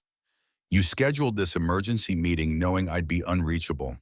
You accelerated the vote to 12:30 specifically because you thought we wouldn't make it back in time. I did no such thing. Then explain why you accessed Marcus's proposal file 17 times in 4 weeks. Victoria pulled out her phone, displayed the server logs. Why you made calls to unknown numbers that trace back to Wall Street Journal reporters. Why you've been shopping Marcus's concept to Titanium Media behind Apex's back. The boardroom went silent. Every member staring at Derek, now skepticism replaced by dawning realization. You have no proof of that. But Derek's voice wavered. Actually, we do. Mac appeared in the doorway carrying a flash drive. Marcus asked me to dig into your activities. Found emails, phone records, meeting notes. You've been trying to steal his concept for months. When that didn't work, you decided to destroy his credibility instead. Marcus took the flash drive, handed it to Eleanor. Derek wanted the Sterling deal to fail. Sterling's family values requirements block his titanium media partnership. If he could kill my project, the flagship of the Sterling proposal, he'd kill the entire deal. Margaret Voss's expression hardened as she reviewed the documents. Mr. Walsh, these are extremely serious allegations. Based on circumstantial evidence and server logs that could mean anything. Oh, Derek stood, trying to reclaim authority. I'm the VP of Operations. Of course I reviewed project files. That's my job. 17 times? Eleanor's eyebrow arched. For a creative proposal outside your department, I was conducting due diligence. You were conducting sabotage. Victoria's voice could have frozen nitrogen. You planted the plagiarism claim. You sent the anonymous emails to the board and Sterling Partners. You arranged the leak to the press, all because Marcus's success meant your failure. Prove it. The proof is in the metadata. Max stepped further into the room. The anonymous email that triggered this witch hunt sent from an IP address that traces back to Apex's internal network, specifically to a terminal in the VP of Operations office. Sent at 2:17 a.m. on December 23rd. Building security logs show you were the only person on that floor at that time. Derek's face went white. We also have a sworn statement from your former assistant. Victoria pulled out another document. Cassandra Mills. She quit 2 weeks ago after you ordered her to fabricate evidence against Marcus. She documented everything. Kept copies of your emails. Recorded conversations where you explicitly discussed destroying his reputation. The folder landed on the table with a sound like a gunshot. Margaret Voss picked it up, scanned the contents, her lips compressed into a thin line. Mr. Walsh, I'm formally suspending you pending a full investigation. Her tone allowed no argument. Security will escort you from the building. You're to have no contact with Apex employees or property until this matter is resolved. You can't do this. Derek's composure shattered completely. I've given this company 12 years. I built the operational infrastructure that allowed it to scale. You're going to throw that away because some creative wannabe claims I sabotaged him. We're protecting this company from someone who put personal ambition above fiduciary responsibility. Margaret stood, signaling 2 security guards waiting outside. Escort Mr. Walsh out.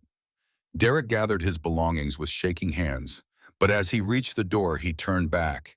His eyes found Victoria and Marcus standing side by side. They spent the night together.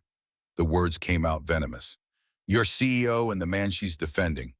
They drove into a blizzard, got stranded at some inn, and came back this morning wearing the same clothes. She's compromised. This entire defense is because they're sleeping together. The accusation hung in the air like smoke. Every board member turned to stare at Victoria and Marcus. The implications settled heavy and uncomfortable.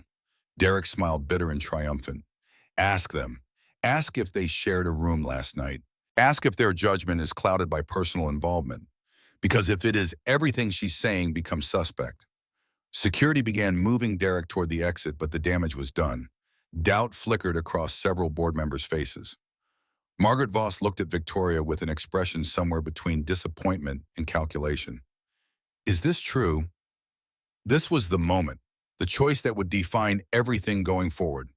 Victoria could lie, deflect, say they had separate rooms, that Derek was making desperate accusations. Half the board would probably believe her, or she could tell the truth and face the consequences. Marcus watched her, saw the decision forming behind her eyes, felt his own career hanging in the balance. Yes, Victoria's voice rang clear and steady. Marcus and I spent last night together. Gasps rippled through the room. Derek's smile widened even as security pulled him toward the door. We drove upstate to retrieve evidence proving his innocence.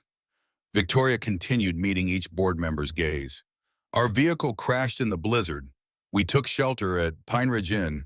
There was one room available. We shared it.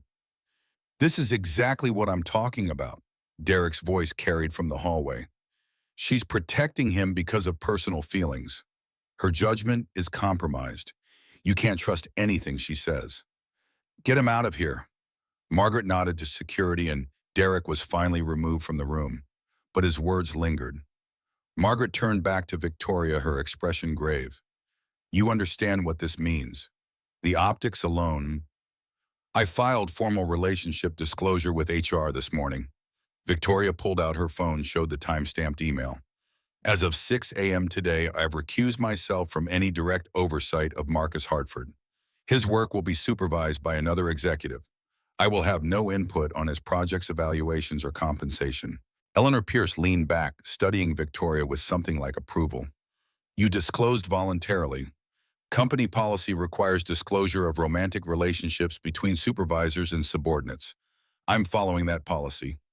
Victoria's voice stayed level. The relationship developed during the investigation, which concluded this morning when we obtained definitive proof of Marcus's ownership. The timing is questionable. Margaret pulled off her glasses, rubbed the bridge of her nose. It creates the appearance of impropriety even if no actual impropriety occurred. The timing is what it is. Victoria straightened her shoulders, but it doesn't change the facts. Marcus Hartford created Shattered City 6 years ago. The notary logs prove it. The certified contracts prove it. Derek Walsh orchestrated this entire scandal to advance his own agenda. Those facts exist independent of my personal relationship with Marcus. Nevertheless, Margaret's tone suggested this discussion was far from over. The board needs to address this matter separately. Your relationship with an employee, regardless of disclosure protocols. Excuse me, a new voice interrupted from the doorway. Robert Sterling stood there, his distinguished silver hair slightly disheveled from the winter wind. His wife Helen stood beside him, elegant in a navy coat. Mr. Sterling, Margaret rose immediately. We weren't expecting you until the formal presentation. Change of plans. Sterling moved into the room, his presence commanding immediate attention. I wanted to address this situation personally before any irreversible decisions were made. He looked at Marcus, then Victoria, then the notary log spread across the table. I've been in business for 40 years, built Sterling Partners from a small family fund into one of the most respected investment firms in the country. Sterling's voice carried the authority of experience. In that time, I've learned to recognize integrity when I see it. He picked up one of the notary logs, examined it. This morning, Ms. Blackwell called me. She was honest about her relationship with Mr. Hartford. She could have lied, could have hidden it until after we finalized the deal, but she chose transparency. She chose to follow proper disclosure protocols, even knowing it might cost her this partnership. Sterling set the document down carefully. That's integrity. That's the kind of character Sterling Partners looks for in our investments. Helen Sterling moved to stand beside her husband. We saw them at the party last night. The kiss under the mistletoe. I told Robert it was real, that I could see genuine connection between them. He thought I was being romantic. A hint of warmth entered Sterling's stern expression. Turns out she was right, as usual. He addressed the full board now. What I witnessed this morning was two people who drove through a blizzard to prove the truth, who followed proper channels for relationship disclosure, who prioritized company integrity over personal convenience. Mr. Hartford's work speaks for itself. Shattered City is exactly the meaningful content Sterling Partners wants to support. And Ms. Blackwell's leadership is exactly what we need in a partner. Margaret Voss cleared her throat. Mr. Sterling, with all due respect, the appearance is that you have a CEO who's honest even when honesty is difficult. Sterling's tone sharpened, and an employee who fought to clear his name instead of running from false accusations. Those aren't weaknesses, Ms. Voss. Those are strengths. He pulled an envelope from his coat pocket. This is a formal letter of intent from Sterling Partners. $200 million in investment capital contingent on Apex moving forward, with Marcus Hartford's Shattered City as the flagship project. We're also expanding our partnership to include a 3-year development deal for additional content aligned with our values. The envelope landed on the table with finality. But I want to be clear. Sterling looked directly at Victoria. We're investing because of your integrity, not despite your relationship. The fact that you can maintain professional boundaries while acknowledging personal feelings shows exactly the kind of judgment we trust. Silence filled the boardroom. Margaret Voss looked at the letter of intent, then at Victoria, then back at Sterling. I see. Her tone shifted, recalculating. Mr. Sterling, we appreciate your confidence in Apex and in Ms. Blackwell's leadership. Then I suggest you stop wasting time questioning her judgment and start focusing on the real issue. Sterling's words carried steel beneath the politeness. You have an employee who was falsely accused and a VP who committed fraud and sabotage. The first deserves an apology. The second deserves prosecution. Eleanor Pierce spoke up, her voice warm. I move that we formally clear Marcus Hartford of all plagiarism allegations based on the evidence presented. The notary logs are conclusive. Seconded. Another board member, Thomas Reeves, raised his hand. All in favor. Margaret called the vote resignation in her tone. Every hand went up, unanimous. Motion carries. Mr. Hartford, on behalf of the board, I apologize for the distress this false accusation caused. Margaret's apology sounded stiff but genuine. Your project is approved to move forward. Relief flooded through Marcus, so intense it made him dizzy. Cleared, vindicated, his reputation intact. Thank you. His voice came out rougher than intended. I appreciate the board's faith in me and in this project. As for the matter of Derek Walsh, Margaret's expression went cold. I recommend we turn over all evidence of fraud and sabotage to both our legal team and local authorities. His actions warrant criminal investigation. Agreement rippled through the board. And regarding Ms. Blackwell's relationship disclosure, Eleanor spoke carefully. I move that we accept her recusal from direct oversight as sufficient compliance with company policy. The relationship was disclosed promptly and appropriate safeguards were implemented. Seconded. Thomas again. Another vote. Another unanimous approval. Margaret looked at Victoria, something like respect finally showing through her skepticism. The board supports your continued leadership, Ms. Blackwell, but we'll expect regular updates on the implementation of oversight protocols regarding Mr. Hartford's work. Of course. Victoria nodded, professional, despite the personal victory. Sterling cleared his throat. If we're done with the dramatics, I'd like to discuss the formal partnership timeline. My team is ready to move forward immediately. The meeting shifted to business. Contract terms, development, schedules, investment tranches. Marcus found himself included in the discussion. His input valued, his vision respected. 2 hours later, when the board finally adjourned, Marcus and Victoria walked out together. Not hiding, not pretending. Just two professionals who happened to be navigating something personal alongside the professional. Mac was waiting in the corridor, a huge grin splitting his face. Brother, you did it. Derek's being escorted out by actual police now. They're talking fraud charges, corporate espionage, the whole 9 yards. Good. Marcus felt no satisfaction in Derek's downfall, just relief that the threat was neutralized. Also, there's a reporter from Forbes in the lobby asking about the Sterling deal. Word travels fast. Mac's grin widened. They want a statement about the holiday romance that saved a $200 million partnership. Should I tell them to pound sand? Victoria and Marcus exchanged glances. No, Victoria decided. We give them a brief statement. Control the narrative before they create their own. 20 minutes later, they stood in Apex's lobby with Forbes, Wall Street Journal, and Bloomberg reporters all gathered. Victoria spoke first, her CEO voice crisp and authoritative. Yesterday, an Apex employee was falsely accused of plagiarism. An internal investigation revealed the accusations were fabricated as part of a sabotage attempt by a senior executive who has since been terminated and is facing criminal charges. She gestured to Marcus. Marcus Hartford created the graphic novel series Shattered City 6 years ago. We have certified notary records, original artwork, and contractual documentation proving his ownership. His project will serve as the flagship for Apex's new partnership with Sterling Partners. A reporter raised her hand. Mrs. Blackwell, there are reports that you and Mr. Hartford are romantically involved. Did that relationship influence your defense of him?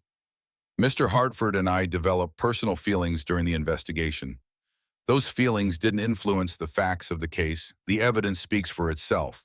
But we've followed all company protocols, including formal relationship disclosure and implementing appropriate oversight structures. Victoria's tone allowed no room for insinuation. Apex Media has clear policies regarding workplace relationships. We're following them. Mr. Hartford, how does it feel to be vindicated? Marcus stepped forward, choosing his words carefully. Grateful, relieved, but mostly proud that the truth came out before irreparable damage was done. This project means a lot to me personally. It was created during the darkest time of my life after losing my wife. Seeing it get a second chance feels like redemption. In the relationship with your boss, some might say that's a conflict of interest. Some might say a lot of things. Marcus met the reporter's eyes steadily. But Victoria Blackwell is the most ethical person I've ever worked with. She risked her reputation to pursue the truth even when it would have been easier to fire me and move on. That's integrity. That's leadership. And yes, I'm grateful to work for her and honored to build something with her.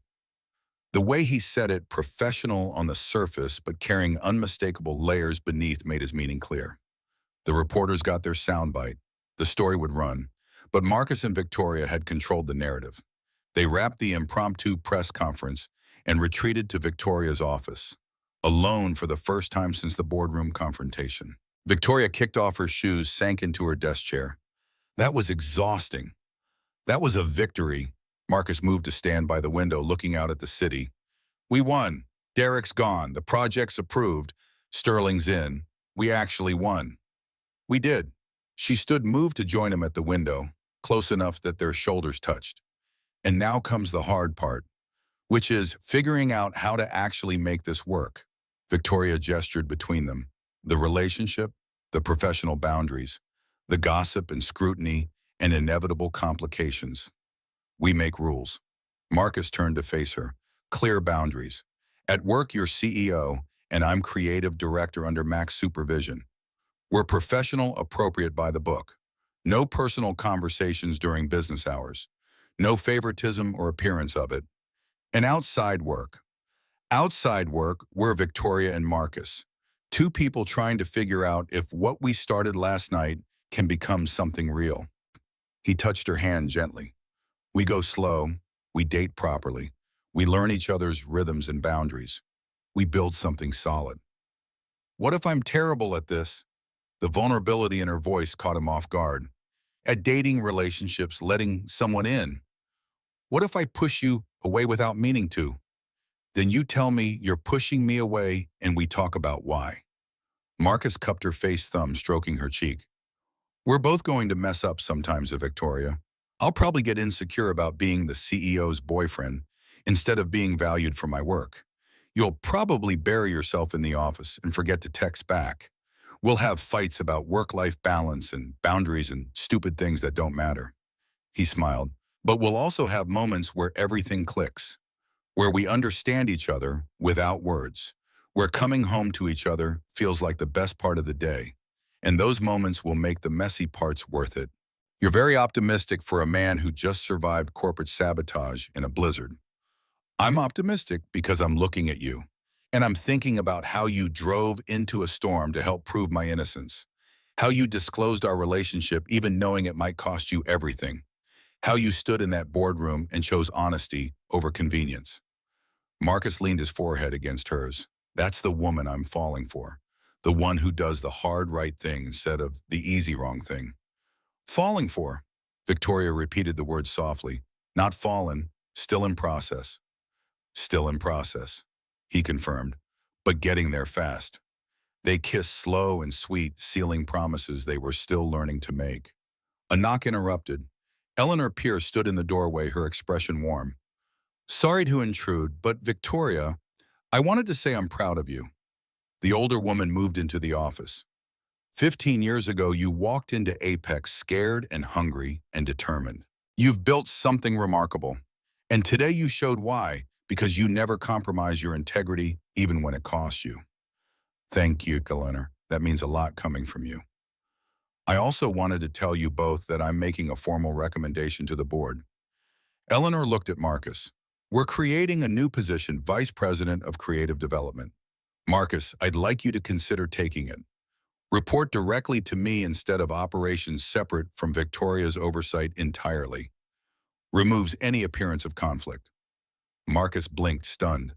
That's VP level is is exactly where your talent deserves to be. Eleanor smiled. The Shattered City project is just the beginning. Sterling wants a pipeline of meaningful content. You understand that vision better than anyone else in this company. Say yes. He looked at Victoria, seeking her reaction, found only encouragement. Then yes, absolutely yes. Excellent. We'll formalize it after the holidays. For now, go celebrate, both of you. You've earned it. Eleanor left, and Victoria laughed, genuine delight that transformed her face. VP, Marcus, that's incredible. It's surreal. He was still processing. This morning I thought my career was over. Now I'm being promoted to executive level. Because you're talented. Because your work matters. Because Sterling Partners sees what I've seen for months. Victoria took his hands. You earned this, not through any relationship with me, but through the quality of what you create. Marcus pulled her close, overwhelmed by how completely his life had transformed in 24 hours. His phone buzzed. Declan calling. Hey, kid. Dad, I saw the news. Forbes is reporting you got cleared and some VP got arrested for fraud. Declan sounded equal parts relieved and confused.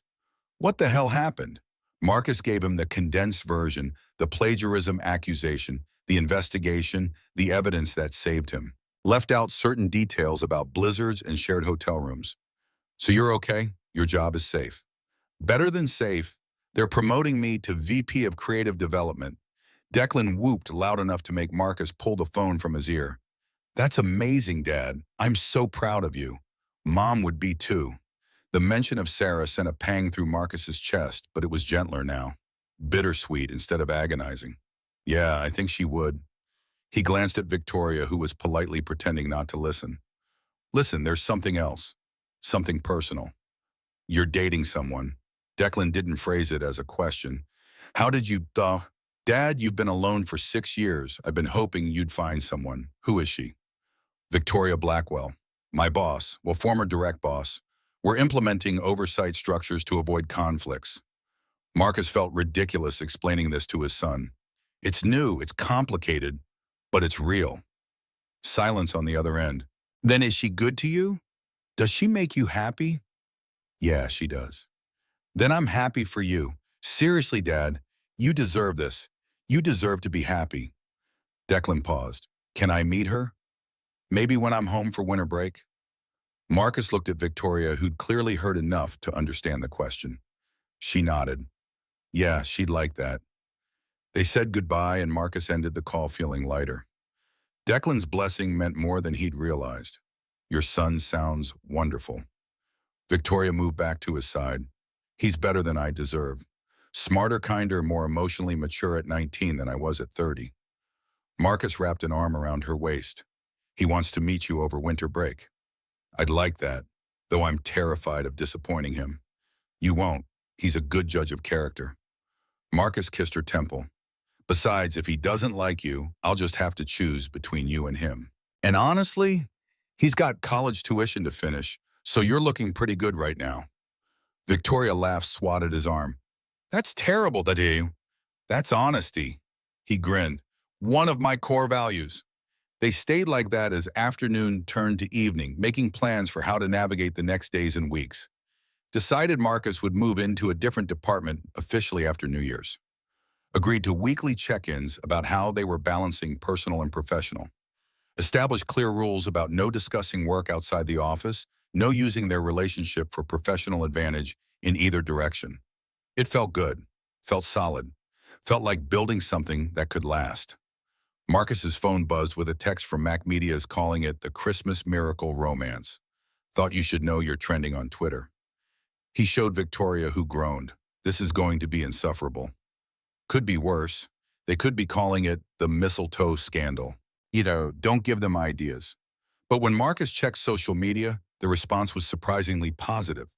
People loved the narrative wrongly accused employee CEO who stood by him relationship that developed during the crisis.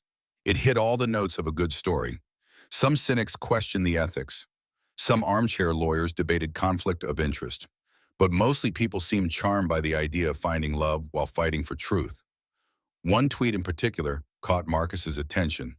CEO risks everything to prove employees' innocence, then discloses relationship following all proper protocols.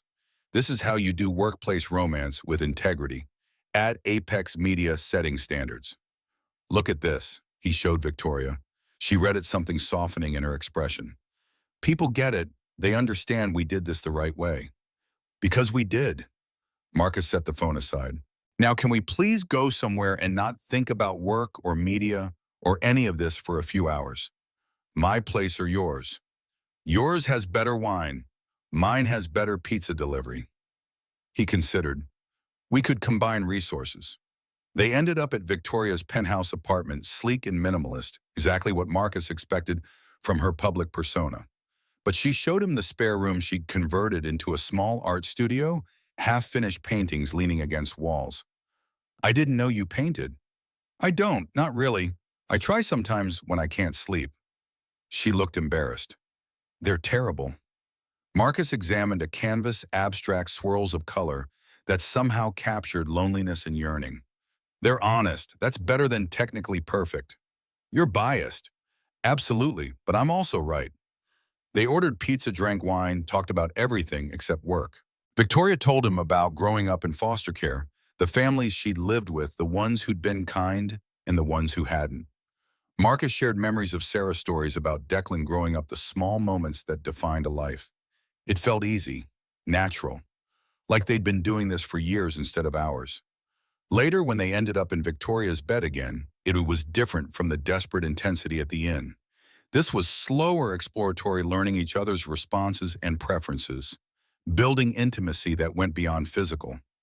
Afterward, Victoria traced patterns on Marcus's chest, her expression thoughtful. What are you thinking? He tucked a strand of hair behind her ear. That this is the first time in 5 years I've felt like myself. Not the CEO, not the success story, not the foster kid who made good. Just me, Victoria, the person underneath all the armor. I like that person. Marcus pressed a kiss to her forehead. I like her a lot. Good. Because she's terrible at this relationship stuff and might need patience. I've got patience and terrible relationship skills of my own to contribute. We'll figure it out together. They fell asleep wrapped around each other, the city lights twinkling through the windows. 3 months later, Marcus stood in the Apex boardroom, presenting the first issue of Shattered City to the Sterling Partners executive team. The artwork had been refined, the story strengthened, the production values elevated with Sterling's investment. Robert Sterling held the advanced copy, studying each page with careful attention. His team did the same, and the silence stretched long enough to make Marcus nervous. Then Sterling smiled. This is exactly what we hoped for. Meaningful content with commercial appeal. The story resonates, rebuilding after loss, finding strength in community, the possibility of second chances. Relief washed over Marcus, though he kept his professional composure. We'd like to discuss expanding the initial order. Sterling set the comic down. Double the print run push for wider distribution, potentially explore film adaptation rights. Marcus glanced at Victoria, who sat at the far end of the table in her CEO capacity. She gave him a subtle nod, permission to negotiate, though she'd recused herself from the final decision. I'd be open to discussing those options. Marcus kept his voice steady. Though I'd want creative control maintained through any adaptation. Understandable. We'll have our legal team draft terms. The meeting continued, details and timelines and budget allocations. When it finally concluded, Sterling pulled Marcus aside. You've done excellent work here. The board tells me you are settling in well as VP of Creative Development. It's been an incredible opportunity. Eleanor Pierce has been a great mentor. Good, that's what we like to hear. Sterling paused, then smiled. My wife wanted me to ask, how are things with you and Victoria? She's been following your story. Marcus couldn't help but smile. Complicated, but good. We're still figuring out how to balance everything, but we're making it work. I'm glad. Helen was right about you two. Said she saw something real under that mistletoe. Sterling clapped Marcus on the shoulder. Keep up the good work, both professionally and personally. Later, Marcus met Victoria in her office. They'd maintained strict professional boundaries at work. No personal conversations, no physical contact, separate meetings when possible. It was harder than Marcus expected, but necessary. Dinner tonight. He kept his tone casual, aware that anyone could walk by. My place 7, she looked up from her laptop. And Marcus, congratulations on the Sterling expansion. You earned it. The pride in her voice, even filtered through professional distance, warmed him. That evening, in the privacy of her apartment, they celebrated properly. Victoria had cooked an attempt at pasta that was slightly overcooked but endearing in its imperfection. I'm terrible at this. She looked at the mediocre carbonara with dismay. You're trying. That's what matters. Marcus took a bite. Besides, I've eaten MREs in combat zones. This is gourmet. You're a terrible liar. I'm a supportive boyfriend. There's a difference. The word boyfriend still felt new but right. They'd been navigating this relationship for 3 months now, learning each other's rhythms and boundaries. Victoria still worked too much. Marcus still got insecure sometimes about being seen as the CEO's boyfriend instead of valued for his own merit. They'd had fights about work-life balance and communication and the inevitable complications of mixing personal and professional. But they always came back to each other, always chose to work through the hard parts instead of walking away. Declan had visited over winter break, met Victoria and given his approval, though not before grilling her about her intentions and making it clear he'd defend his father fiercely if she hurt him. Victoria had handled it with grace, even admitting she found his protectiveness touching. The board had accepted their relationship after seeing them maintain professional boundaries impeccably. Sterling Partners had become one of Apex's strongest advocates, the partnership thriving beyond initial projections. Derek Walsh was facing criminal charges for fraud and corporate espionage, his career destroyed by his own choices. Everything had worked out better than Marcus could have hoped. Penny, for your thoughts, Victoria interrupted his reflection. Just thinking about how much has changed since Christmas Eve. Marcus pulled her close. How I almost lost everything and somehow ended up with more than I knew I wanted. Same. She rested her head on his shoulder. I spent 5 years convinced I was better off alone. Turns out I was just scared. Scared of trusting someone and getting hurt again. Are you still scared? Terrified. She looked up at him. But doing it anyway, because you're worth the risk. Right back at you. Marcus kissed her softly. You know what Sarah used to say, that courage isn't the absence of fear. It's choosing to act despite the fear. Choosing hope when you have every reason to be cynical. That's real strength. She was wise. She was, and I think she'd like you, would approve of me taking this chance. Marcus felt the truth of it settle warm in his chair. Not because you're replacing her, nobody could, but because you're helping me become someone new. Someone who can honor the past while building a future. Victoria's eyes shone with unshed tears. That's the most beautiful thing anyone's ever said to me. Get used to it. I'm full of beautiful things. He grinned.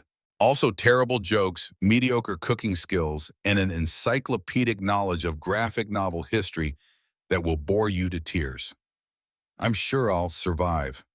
They spent the evening talking about the future, cautiously optimistic about where this relationship might go. Neither of them ready for huge commitments, but both willing to keep choosing each other day by day. Marcus's phone buzzed with a text from Mac. Just saw the Forbes article. How Marcus Hartford and Victoria Blackwell proved workplace romance can work. You two are becoming the corporate world's favorite couple. Enjoy the celebrity status, brother. He showed Victoria, who laughed. This is absurd. This is our life now. Might as well embrace it. I suppose we should be grateful people care more about us succeeding than about the scandal potential. People love a good story. Wrongly accused employee CEO who risks everything for truth romance that develops through adversity, happy ending. Marcus pulled her onto his lap. We hit all the narrative beats. Except this isn't an ending. It's barely a beginning. Then we better make sure the next chapters are worth reading. They kissed as snow began falling outside the windows. 1 year since the blizzard that changed everything. 1 year of rebuilding, healing, risking hope after loss. Marcus thought about the graphic novel he'd created 6 years ago in the depths of grief. About the character Adrian, who'd lost everything and found the strength to build something new. About the message that failure isn't the end of the story, just the beginning of a different one. He'd written that story to save himself. Never imagined it would lead him here, to success, to vindication, to love he didn't think he'd ever feel again. Sometimes the worst things that happen become the foundation for something better. Not because the tragedy was good, but because survival and rebuilding and choosing to hope again creates strength that wouldn't exist otherwise. Marcus held Victoria close, grateful for second chances, and blizzards and mistletoe, kisses that started as strategy and became truth. The future stretched ahead, uncertain and complicated and full of possibility. And for the first time in 6 years, Marcus was ready to face it.